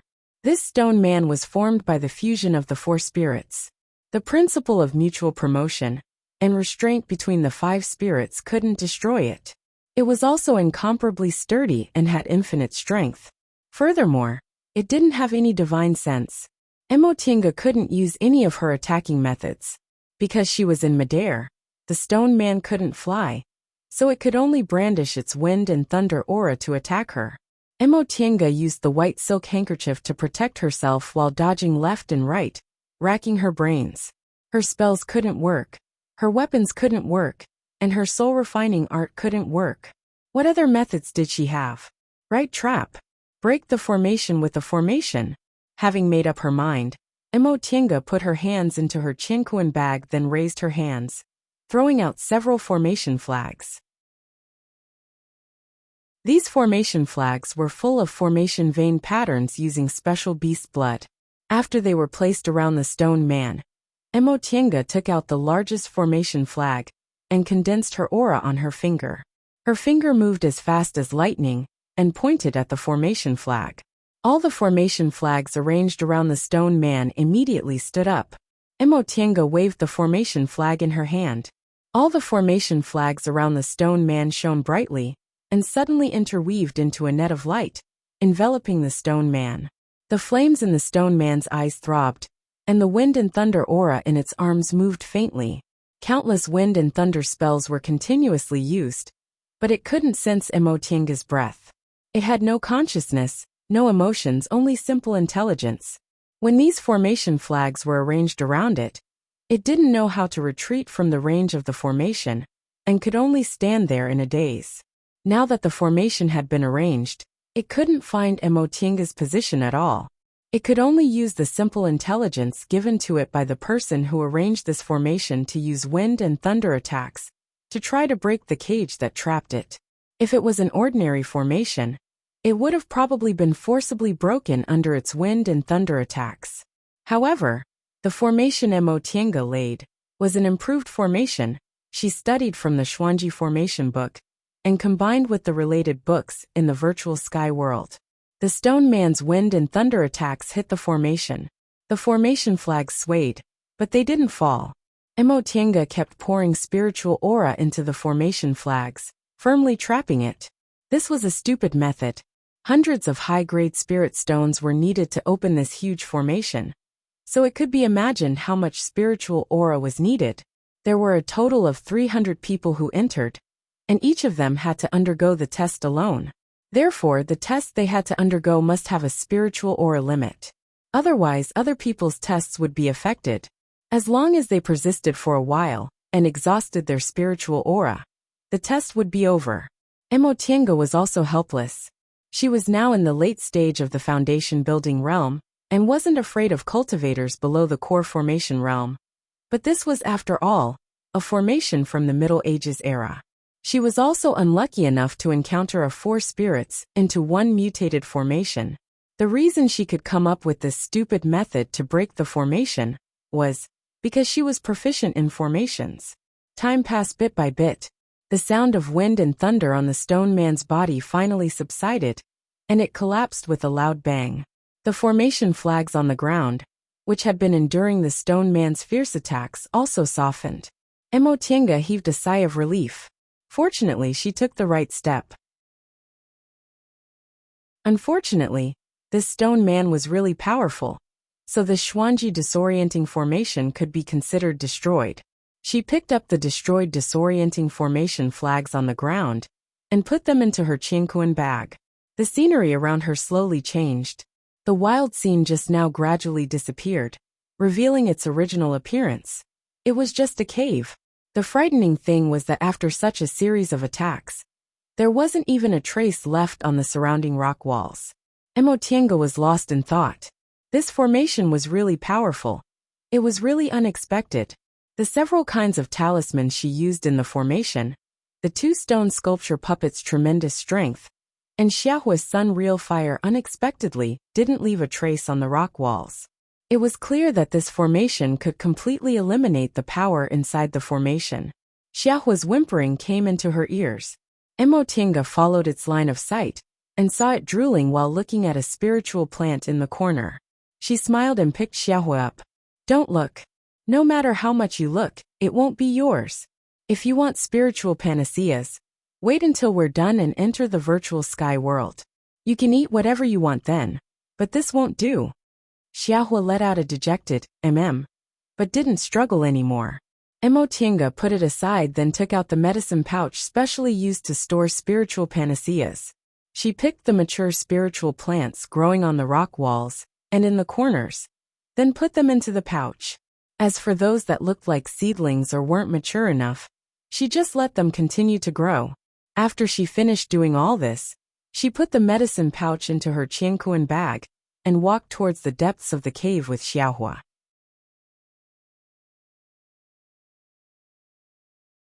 Chapter 238. 10,000 rays of sword light scattered. And the momentum of 1,000 directions remnant light was like a rainbow, killing countless ice-condensing beasts. In the end, these ice-condensing beasts turned into water vapor and dissipated in the air. Yi Jingwen raised his arm and drew the sword in his hand. Seeing the vast ice field under his feet gradually turning hazy and turning into a rock wall, he smiled. Although he didn't have any treasures, as a sword cultivator, he had never slacked on refining his natal sword. He practiced diligently every day, so he had always been confident in fighting techniques. This ancient formation was rather difficult, and because of this, successfully breaking it gave him a sense of accomplishment. His 20 years of hard work finally didn't go to waste. After breaking the formation, he waved his arm, and the sword in his hand flew back into the scabbard on his back. Then, he took out the medicine pouch distributed by the sect and carefully picked the spirit herbs growing around him. After a while, he scanned the surroundings with his divine sense. He turned around and saw that it was a cultivator from the same sect, who was also in the late stage of foundation establishment. Yi Jingwen didn't pay much attention to him. Those who could break the formation in such a short time were the elites of the elites, so they usually had a tacit understanding in this situation. If they knew each other, they would work together. If they didn't, they would pretend they didn't see each other. But soon, Yi Jingwen frowned, because the cultivator in the late stage of foundation establishment that he didn't know started to pick the spirit herbs around him. In this cave, although there were no obvious partitions, there were slightly spacious stone rooms, connected by a slightly narrower stone path. When this person broke the formation, he was in another stone room, but now, he went through the path and picked to the stone room where he was. Yi Jingwen noticed this person's method of picking herbs. He didn't care if the roots were hurt. He dug up the spirit herbs and stuffed them into the medicine pouch, so his picking speed was much faster than Yi Jingwen's. Moreover, while picking, he kept looking at the spirit herbs on Yi Jingwen's side. This was clearly a good plan from the beginning. Seeing that Yi Jingwen's picking speed was slower, he rushed to pick some back. Senior martial brother. Yi Jingwen couldn't help but speak. The cultivator was busy and only looked up at him hurriedly. This attitude was simply treating him like a new foundation establishment cultivator. Yi Jingwen was infuriated. He coldly said, "Have you crossed the line?" Although the cultivator was busy, he said, "What's the hurry, junior martial brother? These elixirs don't belong to you alone." When we entered the array, the sect leader said that after we pass the test, we have to pick all the elixirs we see. Of course, whoever picks them belongs to them. These words sounded reasonable, but it was a little unreasonable. For cultivators of the same sect like them, wouldn't it be very easy for disputes to arise if they really wanted to snatch it quickly? Therefore, there were some established conventions that everyone would abide by under normal circumstances. Not only did this person not abide by the rules, but he was also twisting words and forcing logic. Although Yi Jingwen wasn't a domineering person, as a sword cultivator, how could he allow others to bully him? He said coldly, "I've already picked the spiritual herbs here. Senior brother, please leave the stone room." The cultivator finally stopped pretending to not see him. He dusted his hands and stood up. He looked at Yi Jingwen and said, "Junior martial brother, you look so young. Why do you care about this little bit of spirit medicine? It's not that senior martial brother wants to compete with you, but with my age, my core formation is imminent. I can't let go of this opportunity. How about you let me have a go?" If this person used this reason to explain it to him in the beginning, Yi Jingwen might have allowed it. He was a sword cultivator, so his reliance on medicinal pills was lower than that of mainstream Dharma cultivators. However, this person took advantage of him first, and only said it after everything was over. Moreover, he called himself Senior Martial Brother, and didn't sound like he was begging him. Emotinga repeated coldly, "Senior Martial Brother, please leave the stone room." Seeing that Emotinga's attitude was so unyielding, the cultivator looked angry. He looked at Yi Jingwen and said, "I'm Dong Shiyang, a disciple of Master Taoist Wuliang of Morning Sun Peak, and a grand disciple of Grandmaster Jinyang. May I ask Junior Martial Brother's title?" He was using his identity to oppress others. Yi Jingwen said coldly, "I'm Yi Jingwen, a disciple of Master Taoist Qingyuan of Clear Spring Peak." Upon hearing what Emotinga said, the cultivator's eyes flashed. "So Junior Martial Brother is Grandmaster Jinghe's grand disciple. Don't blame me for being like this." He looked Emotinga up and down, but his meaning was self-evident. Yi Jingwen became even more annoyed. Lord Taoist Jinghe's temper wasn't good, so his reputation wasn't very good. However, he never bullied his disciples. This person was also a disciple of Xianqing school, but he had this kind of attitude. How could Yi Jingwen not be angry? He immediately said angrily, "Senior Martial Brother, please conduct yourself with dignity. Don't humiliate the Grandmaster of Clear Spring Peak." "How did I humiliate him?" Dong Shiyang laughed mockingly. "Junior Martial Brother Yi, you're making something out of nothing. I didn't do anything." "You." Yi Jingwen's expression was as dark as still water. Without saying a word, his sword was already unsheathed and hovering next to him. The cultivator's expression also darkened when he saw Emotinga unsheathing his sword. "Junior Martial Brother, could it be that you want to attack a fellow disciple?" Yi Jingwen also laughed mockingly. "Senior Martial Brother Dong, you're also making something out of nothing. I just unsheathed my sword, yet you're accusing me of attacking you?" "You." The cultivator's face also turned pale from anger. The two of them were ready to fight, and the atmosphere was on the verge of exploding. All of a sudden, a slight explosion came from the side. Another person had broken through the formation. Dong Shiyang turned around and was delighted. "Martial Uncle Bai." Yi Jingwen's expression darkened. This person was Lord Taoist Jinyang's disciple Bai Yanfei. Bai Yanfei's expression was very unsightly. His cultivation level was still in the middle stage of the foundation building realm. Although it was quite good for his age, he wholeheartedly wanted to compare himself with talented youths like Qin Shoujing and Li Lingxi, who advanced to the core formation realm before the age of 100. Xianqing school had always been famous for producing talented cultivators. In their generation, Qin Shoujing advanced to the core formation realm at 78 years old, and Li Lingxi advanced to the core formation realm at 96 years old. Both of them were worthy of being called geniuses. As a disciple with a single spiritual root, Bai Yanfei had always disdained to compare himself with other cultivators. However, he was now 57 years old, yet he was only in the middle stage of the foundation building realm. He was almost certain that he couldn't catch up with Qin Shoujing. Even catching up with Li Lingxi would be a bit difficult. Given Bai Yanfei's arrogant personality, this was really unbearable for him. Unfortunately, after entering this 10,000 laws of nature formation, he spent a lot of effort to break the formation in the first trial, the 5 spirits killing body. And he even put himself in a very difficult situation, so he was very annoyed. Now that he heard someone calling him, he glared at them and said, "What's your name?" His tone was quite unpleasant.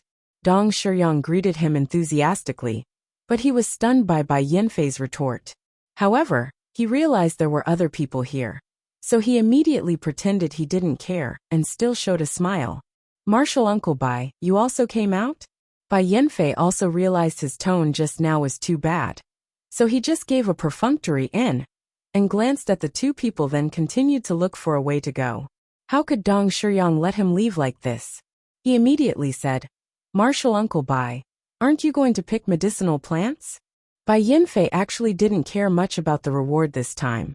His master was Xianqing School's head Grand Supreme Elder, and he himself had excellent qualifications, so he never lacked medicinal pills. Nevertheless, picking medicinal plants was his main task this time, So when he heard Bai Yanfei's words, he just casually picked 2 plants. Yi Jingwen's complexion turned even greener. Bai Yanfei didn't pick the medicinal plants from the stone room he came out from. Instead, he just happened to walk to his side and squatted down to pick them. Seeing Dong Shiyang casting him a complacent glance, Yi Jingwen's expression darkened and he called out, "Martial Uncle Bai." Bai Yanfei didn't care at all. He just let out a lazy "in," because he thought Yi Jingwen was greeting him just like Dong Shiyang. But then he heard Yi Jingwen say, "Martial Uncle Bai, as an elder, shouldn't you abide by the rules?" Although he tried his best to restrain his anger, his words still carried some anger. Bai Yanfei stopped, stood up and turned around. He stared at Yi Jingwen with a frown. "What do you mean?" Yi Jingwen said, "If you want to pick medicinal plants, you should pick the medicinal plants from the stone room you came out from. This is the place I'm picking. It's fine if you don't restrain the disciples of Morning Sun Peak, but how can you break the rules?" For a moment, Bai Yanfei didn't seem to understand what Yi Jingwen was talking about. He turned to look at Dong Shiyang, but he saw Dong Shiyang looking at him with fear and trepidation. His attitude was completely different from Yi Jingwen's. With this contrast, Bai Yanfei's dissatisfaction towards Yi Jingwen also emerged. "What's wrong with you? Since you're calling me Martial Uncle Bai, how can you talk like that?" Yi Jingwen was currently in a fit of anger. Seeing that Bai Yanfei not only didn't correct his behavior, but also reprimanded him with the tone of an elder, Yi Jingwen sneered. "That depends on how Martial Uncle Bai acts as a martial uncle. You took the lead in breaking the rules, yet you still want to put on the airs of an elder? You. When had Bai Yanfei ever been reprimanded like that?" Thinking back and forth, aside from his master, only a certain woman from Clear Spring Peak had ever reprimanded him like that. However, that was a memory he didn't want to bring up. "You're so unreasonable. Of course these spiritual plants belong to whoever picks them. Why can't I pick them here?" Dong Shiyang chimed in from the side. "That's right. I also don't understand what this junior martial brother Yi is thinking. Presumably, this is the rule of their Clear Spring Peak.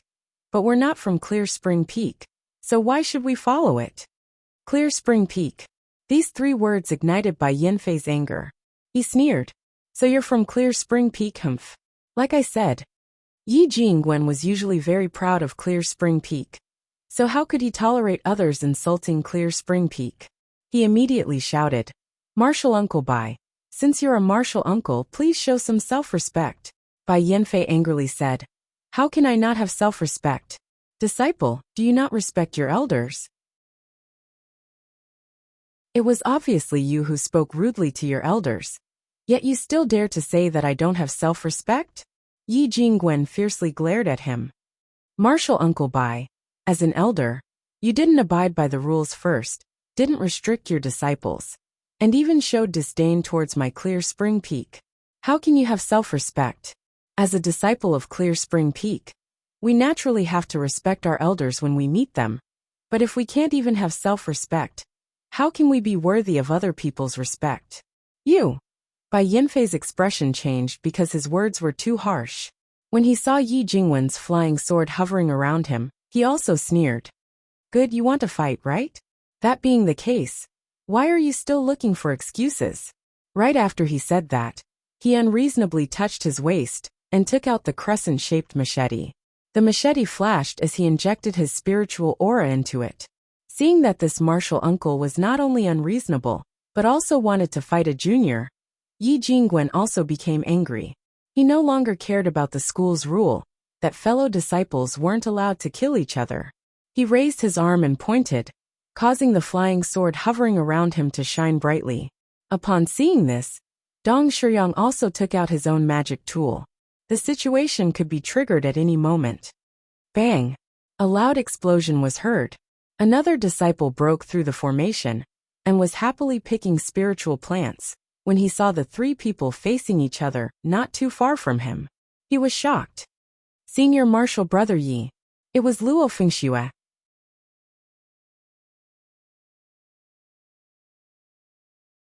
Chapter 239. Luo Fengxue being able to break out of the formation relied on a bit of luck. Although she was only one step away from the middle stage of the foundation building realm, she was, after all, in the early stage of the foundation building realm. The fierceness of the five spirits formation was far beyond her imagination, so she was practically flustered. Originally, he thought that he would have to exit the first round, but he discovered that his luck was pretty good. He just happened to have a restraining talisman on him, so he passed the round and smoothly broke out of the array. Luo Fengxue was bewildered by the scene before her. Why did Senior Martial Brother Yi and Bai Yanfei have a conflict? She called Yi Jingwen Senior Martial Brother because the two of them used to be Lord Taoist Jinghe's grand disciples, and both of them were good friends with Mo Tiange. So she didn't change the way she addressed him now. She then looked at the two people opposite Yi Jingwen and politely called out, "Junior Martial Brother Bai." As for the person next to her, she actually recognized him. He was one of the people she told Mo Tiange to be careful of. However, she was now a nascent soul cultivator's disciple, so she didn't need to take the initiative to greet him. When Bai Yanfei saw Luo Fengxue, he didn't recognize her, so he could only vaguely call her Senior Martial Sister. Dong Shiyang, however, recognized her, so he helplessly saluted her. "Martial Uncle Luo." As Luo Fengxue watched the scene before her, she whispered to Yi Jingwen, "Senior Martial Brother Yi, what's going on?" Yi Jingwen said helplessly, "They clearly came out from another stone room, yet they want to harvest the spiritual herbs here." Oh, Luo Fengxue's eyes moved in a circle. When she saw the empty stone room next to her, that didn't even have a single spiritual plant, she roughly understood what happened. However, her temperament wasn't as impulsive as Yi Jingwen's. She was still all smiles as she said, "Junior Martial Brother Bai, it's just a small matter. Let's each take a step back." Bai Yanfei was only acting on impulse. Now that Luo Fengxue had given him a way out of this embarrassing situation, he agreed. "Oh, since Senior Martial Sister said so." Dong Shiyang, on the other hand, was a bit anxious. The reason he pulled Bai Yanfei along was because he wanted to pick more spiritual plants. If Bai Yanfei agreed, wouldn't that mean he wouldn't be able to take advantage of him?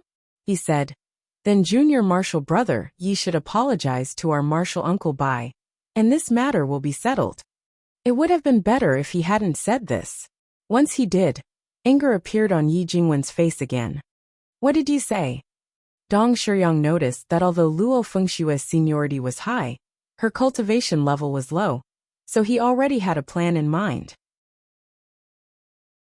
He ignored Yi Jingwen's angry expression and said, "You were disrespectful to Martial Uncle Bai, so you should apologize." Yi Jingwen fell into the trap. He said coldly, "Martial Uncle Bai should be the one apologizing." Seeing that the juniors of Morning Sun Peak didn't follow the rules, and even took the lead to cause trouble, "I didn't ask Martial Uncle Bai to apologize. But you want me to? Or could it be that our Xianqing school is unreasonable, and only looks at seniority?"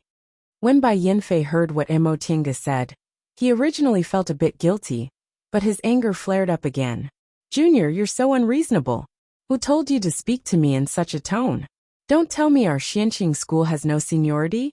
"Junior Brother Bai, Senior Brother Yi," Luo Fengxue hastily interrupted. She secretly glared at Dong Shiyang, but on the surface she said with a smile, "We're in the middle of a test. If you have something to say, you can talk about it outside." With Luo Fengxue smoothing things over, the two of them finally calmed down a bit. Just as they were about to find a way out of this embarrassing situation, someone else came. "Isn't this Senior Brother Bai? You think you're talented and have a transcendent status, so why are you quarreling with the junior? If word of this gets out, you'll really lose Martial Uncle Jinyang's face." A mocking female voice rang out. Everyone looked up. Luo Fengxue cried out inwardly, why was this junior martial sister Jiang also coincidentally here? If these two people bumped into each other, wouldn't they be torn to pieces by heavenly lightning and earthly fire? Although Bai Yanfei was furious, he wasn't an unreasonable person. He was originally in the wrong, but he couldn't back down because of his pride. Now that he heard this junior martial sister Jiang's voice, he lost his reason again.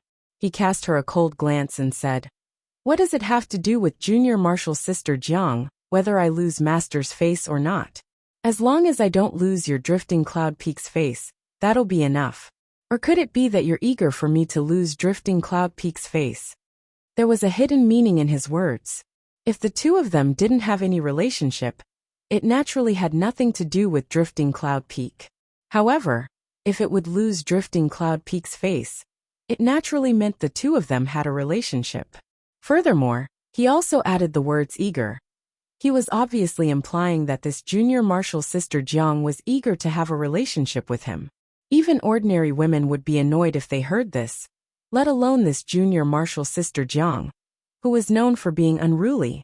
Without saying a word, she took out a ribbon and was obviously about to attack. Luo Fengxue didn't know what to say. If Yi Jingwen and Bai Yanfei had a conflict, she could still mediate. But if this junior martial sister Jiang and Bai Yanfei had a conflict, regardless of her identity, it would be best if she didn't intervene. Otherwise, she'd bring trouble upon herself. Therefore, as soon as she saw this scene, she pulled Yi Jingwen and quietly stepped back. This junior martial sister Jiang didn't disappoint. She waved her ribbon and attacked Bai Yanfei. Her cultivation level was only in the early stage of the foundation building realm, but this ribbon was a magic weapon and was indeed formidable. Bai Yanfei didn't dare to underestimate it. He brandished his crescent-shaped machete, and the knife lights shone against each other, tearing open the spiritual aura barrier around the ribbon. The two of them fought back and forth, and the spiritual aura in the stone room intertwined. Upon seeing this, Dong Shiyang didn't know whether he should be happy or sad. If there were people in the stone room who hadn't broken the formation, there would be an illusory formation in the stone room, and they wouldn't be able to see the spiritual plants. That was why he wanted to freeload some from Yi Jingwen. However, now that there were people breaking the formation one after another, freeloading would be difficult, so he might as well try his luck elsewhere. Unfortunately, Martial Uncle Bai was fighting with someone, so it wasn't good for him to leave. While Dong Shiyang was anxiously pacing around, Luo Fengxue, who found him unpleasing to the eye, gave Yi Jingwen a meaningful glance and shouted, "Surname Dong, you dare to attack me?" Yi Jingwen, who had already noticed her meaningful glance, immediately answered, "Dong Shiyang, it's fine if you hit me, but why did you have to plot against junior martial sister Luo?" Junior martial sister Luo is only in the early stage of the foundation building realm. As he spoke, he pointed his flying sword at Dong Shiyang. Dong Shiyang's expression changed. He shouted, "You!" Before he could say anything, Yi Jingwen's flying sword had already arrived in front of him.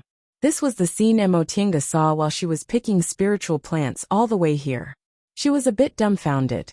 What's going on? Bai Yanfei and that junior martial sister Jiang were fighting. Big brother Yi was fighting with a late-stage foundation building cultivator. And Luo Fengxue had a secretly complacent expression on her face. "Tiange!" Luo Fengxue saw her first and shouted, "Come quickly! Someone's bullying me!" Upon hearing Luo Fengshue's shout, Emotinga had no choice but to walk over. "What's wrong?" Emotinga's face was filled with suspicion. Did Luo Fengshue's expression look like she was being bullied? Besides, although this cultivator was in the late stage of the foundation building realm, his skills in fights of magical powers were very ordinary. With Yi Jingwen here, how could he bully her? Luo Fengxue winked at Emotinga with a smile on her face, but she said with a bit of panic, "That person plotted against me just now. Fortunately, senior martial brother Yi was here." Emotinga caught Luo Fengshue's gaze and looked at that person. He was one of the people Luo Fengxue previously warned her to pay attention to, so Emotinga immediately understood. She said, "Rest assured, since he dared to bully you, we'll give him a bit of suffering." This Dong Shiyang was very slippery. Seeing that Emotinga was also a late-stage foundation building cultivator, he immediately shouted, "Junior martial brother Yi, martial uncle Luo, you've misunderstood." "I didn't. Yi Jingwen naturally wouldn't hold back. Taking advantage of the opportunity while Dong Shiyang was talking, his flying sword pierced through Dong Shiyang's defense and pierced his right arm. "Ah!" Dong Shiyang screamed in pain. Yi Jingwen withdrew his flying sword and said coldly, This is a little lesson for you. It's better to behave yourself. Dong Shiyang, who was lying on the ground, saw that Bai Yinfei was fighting with someone and had no time to pay attention to him. Yi Jingwen, Luo Fengxue, and Mo Tiange were also watching him coldly from the side. How could he dare to say anything? He also didn't care if his face would look bad, so he just crawled up and ran away. Once that person left, Yi Jingwen's flying sword returned to its sheath. He walked back and greeted Mo Tiange. Tiange, what a coincidence. You're also here. Mo Tiange smiled. Unfortunately, I won't be able to watch this show. She then asked in a low voice. What were you guys doing? Luo Fengxue also told her what happened just now in a low voice. After listening to what happened, Mo Tiange couldn't help but laugh. Turns out you're also not honest. Luo Fengxue covered her mouth. I see this kind of thing a lot between disciples, so I borrow it from time to time. This person's heart isn't right, so it's not a big deal even if I wrongly accuse him. Using evil to control evil. Mo Tiange didn't express her opinion. Her gaze was fixed on Bai Yinfei and junior martial sister Jiang, who were fighting. Unexpectedly, she was able to see some tricks in their fight. Bai Yinfei's cultivation level was higher than this junior martial sister Jiang's, so he wasn't in danger. However, because of the school rules, he didn't seem to dare to hurt junior martial sister Jiang. As for this junior martial sister Jiang, she was also a bit strange. She was obviously being lenient. Luo Fengxue noticed her gaze, so she moved closer to her ear and whispered, You also noticed, right? That's why I said they'll definitely succeed. In fact, Bai Yinfei wasn't bad. Aside from his somewhat childish character, he was also good-looking, had high aptitude, and his cultivation level was just around the corner. He also had Lord Daoist Junyang as his backer. Junior martial sister Jiang had good taste. If she didn't pick Bai Yinfei, with her personality and vision, she probably wouldn't pick anyone else. The three of them stood on the side and watched for a while. Just as they were about to leave, they heard junior martial sister Jiang shouting from behind them. You're not allowed to leave. Mo Tiange and the other two stopped, looked at each other, then turned around. Luo Fengxue said, Junior martial sister Jiang, what's the matter? Junior martial sister Jiang's gaze swept over them, and finally landed on Mo Tiange. She raised her head and asked, Are you that senior martial sister Mo? Am I? Mo Tiange noticed her tone and answered, Yes, I am. Junior martial sister Jiang, is there something you need? Her tone was kind and didn't intend to make enemies. This junior martial sister Jiang looked her up and down, then turned around to glare at Bai Yinfei. Is this the senior martial sister Mo you originally pursued? What do I lack from her? Bai Yinfei felt ashamed when he saw Mo Tiange, so he pretended he didn't see her. Now that junior martial sister Jiang questioned him like this, he felt a bit embarrassed and shouted, What does it have to do with you? Junior martial sister Jiang raised her eyebrows and waved her ribbon, causing her spiritual aura to fluctuate. Bai Yinfei, I don't understand. What do you dislike about me, Jiang Min? Whether it's cultivation level, aptitude, or age, what's bad about me? Yet you keep thinking about senior martial sister Mo. You dislike me, but aren't you being disliked by senior martial sister Mo? Who's better than the other? Her tone carried a bit of disdain, successfully making Bai Yinfei's face turn red. He glared at Jiang Min fiercely. I don't want to perform dual cultivation with you, so why are you pestering me? Do you really want to marry me that much? Junior martial sister Jiang, however, wasn't angered by him. Her gaze was still full of disdain. I just find it strange. Do you think you lost face after being rejected by senior martial sister Mo? So you want to get back at me? Bai Yinfei, are you very satisfied with this? You. Bai Yinfei's face turned from red to purple. Junior martial sister Jiang still didn't let him go. Do you feel very comforted after rejecting me? You looked down on me because I was rejected by senior martial sister Mo. Now you see, junior martial sister Jiang was also rejected by me. She imitated Bai Yinfei's tone when she said the latter part of her sentence. It was indeed quite similar, causing Mo Tiange and the other two to burst out laughing. Although this junior martial sister Jiang was unruly, in some aspects, she was actually quite cute. You're wrong. Luo Fengxue shouldn't be calling him Senior Martial Brother Bai. She should be calling him Junior Martial Brother Bai.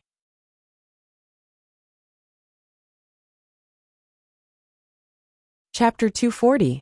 Seeing the three of them laughing, Bai Yinfei lost his composure. He angrily said, Jiang Min, you're a woman, yet you don't care about your face. Junior Martial Sister Jiang continued to sneer. When did you ever give me face? Bai Yinfei, I've never been humiliated like this in my life. You made me lose face, yet you're blaming me for being shameless. Very few people would talk to Bai Yinfei so rudely, but the ones who spoke to him coldly were all women, especially when the last person who spoke to him like this was right next to him. He awkwardly glanced at the three people who were watching from the side, then fiercely glared at Jiang Min. Whatever you say, in short, this is how it is. After saying that, he turned his head and ignored them, angrily leaving. Junior Martial Sister Jiang laughed and followed him. Bai Yinfei, you admit defeat? Bai Yinfei said angrily. Why would I admit defeat? Junior Martial Sister Jiang gave him a sidelong glance. You're too pretentious. No matter what you're thinking, you have to pretend to look down on everyone. Is that good for you? Jiang Min. Bai Yinfei shouted again. This Junior Martial Sister Jiang spoke too rudely, and didn't leave him any face. What's wrong? Do you feel uncomfortable? Junior Martial Sister Jiang didn't let him go, and followed him reluctantly. If you admit defeat, and take back what you said, I won't pester you anymore. Why? Bai Yinfei said angrily. You're unruly and hateful. You said I look down on people, but your nose is still up in the sky. I only snort a few times with my nose up in the sky, unlike you. If a bird flies above me, some unknown object might fall into your nose. You're a girl. Don't you think it's rude to say that? You're the one who said I'm unruly. So what if I'm rude? The two of them bickered as they walked further and further away. The three of them stood there for a while before regaining their senses. Luo Fengxue sighed and shook her head. Morning Sun Peak will be lively in the future. Mo Tiange pursed her lips and smiled. Aren't you very happy? Luo Fengxue smiled. When I'm free, I just watch a show. Yi Jingwen, however, shook his head. Don't celebrate too early. In my opinion, they might not succeed. Upon hearing what he said, Luo Fengxue tilted her head. Why? Yi Jingwen said. Although this martial uncle Bai isn't much in other aspects, he is very persistent. Have you ever seen him go back on his word? Both Mo Tiange and Luo Fengxue muttered to themselves. In the end, they shook their heads. Yi Jingwen smiled. This martial uncle Bai values his face very much. His refusal to accept martial uncle Zhang's offer is already set in stone. Our entire sect is well aware of it. If he were to go back on his word, wouldn't he be slapping his own face? Besides, martial uncle Jiang was pestering him to the point that he couldn't stand it anymore. If he admitted defeat, he would lose face. That's why I said that it's hard to say who will have the last laugh. After pausing for a moment, he continued. Actually, among us male disciples, we are hoping that martial uncle Jiang won't marry this martial uncle Bai. Luo Fengxue was curious. What do you male disciples say about junior martial sister Jiang? And what about this junior Bai? Although she had always been in charge of disciples' affairs, there were still differences between men and women. Some gossip couldn't reach female disciples' ears, so she took this opportunity to ask. Yi Jingwen said, Oh, we all say that martial uncle Bai relies on the fact that he's Grandmaster Xinjiang's disciple, and has his eyes on the top of his head, making people not want to get close to him. As for martial uncle Jiang, some people think she's unruly and willful, so it's best to keep a respectful distance from her. However, some people think she's beautiful, and has a straightforward temperament. Although she's willful, she's also cute. Luo Fengxue sighed. Sure enough, there are differences between men and women. Regarding Bai Yinfei, some female disciples also said he was dissolute and unrestrained. Although he was arrogant, he was more charming. As for Jiang Min, her reputation was a bit worse. People said she relied on Grandmaster Lingxiu to look down on others. Whether it was men or women, they were always more tolerant toward the opposite sex. Yi Jingwen smiled. He didn't need to ask to know what Luo Fengxue meant. He looked around then asked, Junior Marshall's sister Luo. You haven't picked any medicinal plants yet, right? Ah. Luo Fengxue hastily turned around to look. Fortunately, no one had broken out of the formation in the vicinity recently, so her spiritual plants were still there. I almost forgot. Yi Jingwen also hadn't finished picking his medicinal plants. Mo Tiange looked at him then said, Fengxue, let me help you. She came here after picking the medicinal plants, so she'd already finished her own business. Luo Fengxue didn't refuse. With their friendship, she wasn't afraid of pocketing anything. She immediately waved her hand. Okay, come quickly. Yi Jingwen was halfway through picking, but Luo Fengxue hadn't started yet. The two of them worked together, so they were a bit faster than Yi Jingwen. Before long, they finally finished picking everything. Now that they were done with their business, the three of them talked about what they encountered in the formation. Sure enough, the formations they encountered were very normal, separated 5 spiritual formations. Mo Tiange was the only one who encountered a mutated formation. Yi Jingwen and Luo Fengxue were extremely shocked to learn that Mo Tiange encountered a mutated 4 spiritual formation. They were even more speechless about how she was able to escape smoothly. After a long time, Luo Fengxue finally patted her shoulder and said, Tiange, you should form your gold core soon. Mo Tiange was puzzled. Why? Luo Fengxue said earnestly, if you don't form your gold core, us foundation building cultivators won't be able to survive. Although her words were exaggerated, she was actually praising her. Mo Tiange couldn't help but laugh. I'm just relying on the treasures I have. If she didn't have Xiaohua and the 2 stone sculpture puppets, it really wouldn't have been that easy for her to break the formation. We've broken the first test, but what about the second test? Luo Fengxue had a well-thought-out plan for this. We'll just walk around casually. When the time comes, it'll naturally activate. Yi Jingwen asked. The 3 of us are in the same place. Will we enter the formation together, or will we be separated? We might be together, but we might also be separated. Luo Fengxue shook her head and said, it'd be good if we were separated. The second test, 5 hindrances overturning senses, will produce illusions. If we're together and affect each other, it'll be even more troublesome. Cultivators' divine comprehensions could also affect each other, especially when they were very close. If one of them felt uneasy, the others would also be affected. Huh? Yi Jingwen was surprised. Why didn't the sect head tell us before we came? Luo Fengxue said, it'll only affect us a little. Moreover, generally speaking, it won't be life-threatening. She then carefully warned them. However, you still have to be careful. After the 5 hindrances overturning senses test, there's the third test, 5 confusions entangling spirit. At that time, illusions visible to the naked eye will appear. The previous test directly attacks our divine comprehensions. Generally speaking, we just need to meditate and stay firm to our hearts. Then we'll be able to pass. The second test will produce real illusions, but it'll be hard to distinguish between real and fake. If we're unlucky and the second test comes before we even pass the previous test, we might fall into a demonic barrier. Upon hearing this, Mo Tiange recalled that during the demonic beast riot many years ago, she and Wei Jiasi once entered a bewildering formation laid by bewitching moonstones. What they saw with their own eyes was like what they saw with their own eyes. Presumably the last test, 5 confusions entangling spirit, was like that.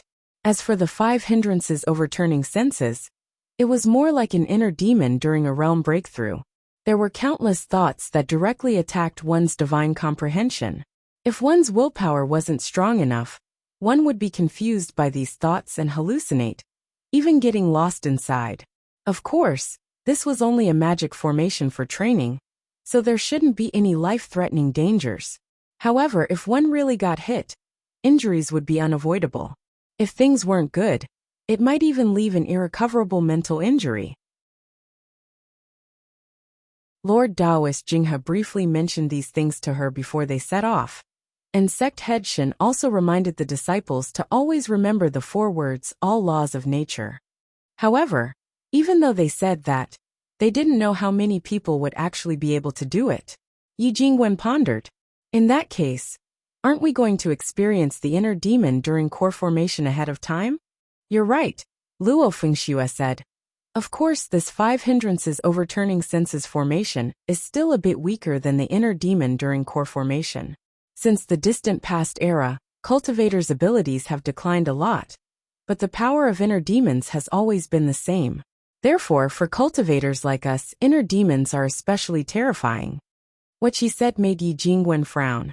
Why didn't the school elders explain this in detail before we entered the formation? Luo Fengxue smiled and said, Senior martial brother Yi, don't worry.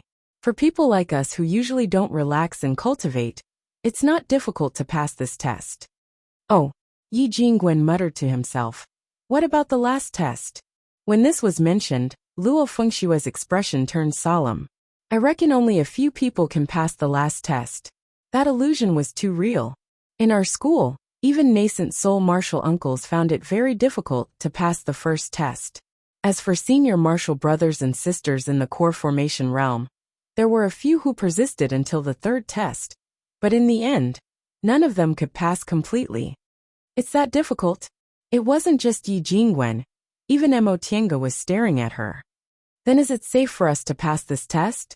Luo Fengxue smiled and said, Tiange, did you forget this is a magic formation for training? There won't be any life-threatening danger. Unless we kill each other, this magic formation won't harm our lives. It was limited by the school's rules.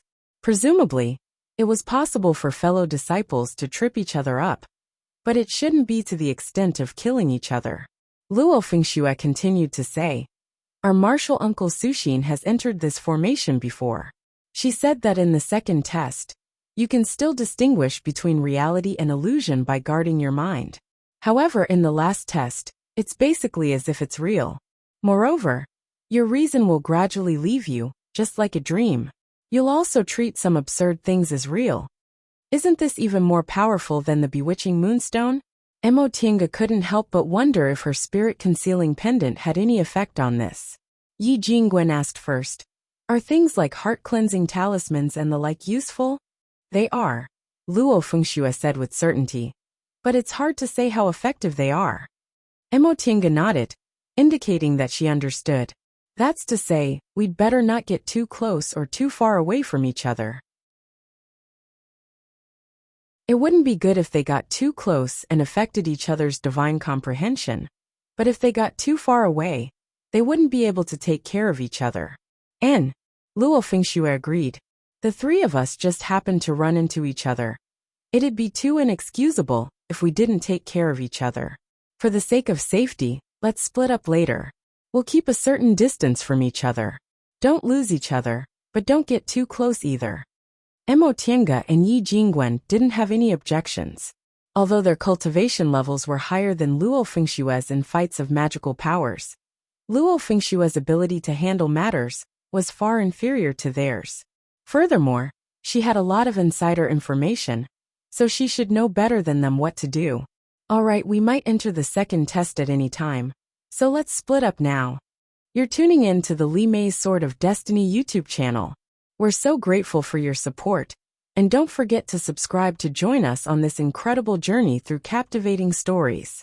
Your generosity through donations truly makes a world of difference, as it's the primary source of revenue that allows me to expand and enhance this channel for you. Thank you from the bottom of my heart for being a part of this adventure.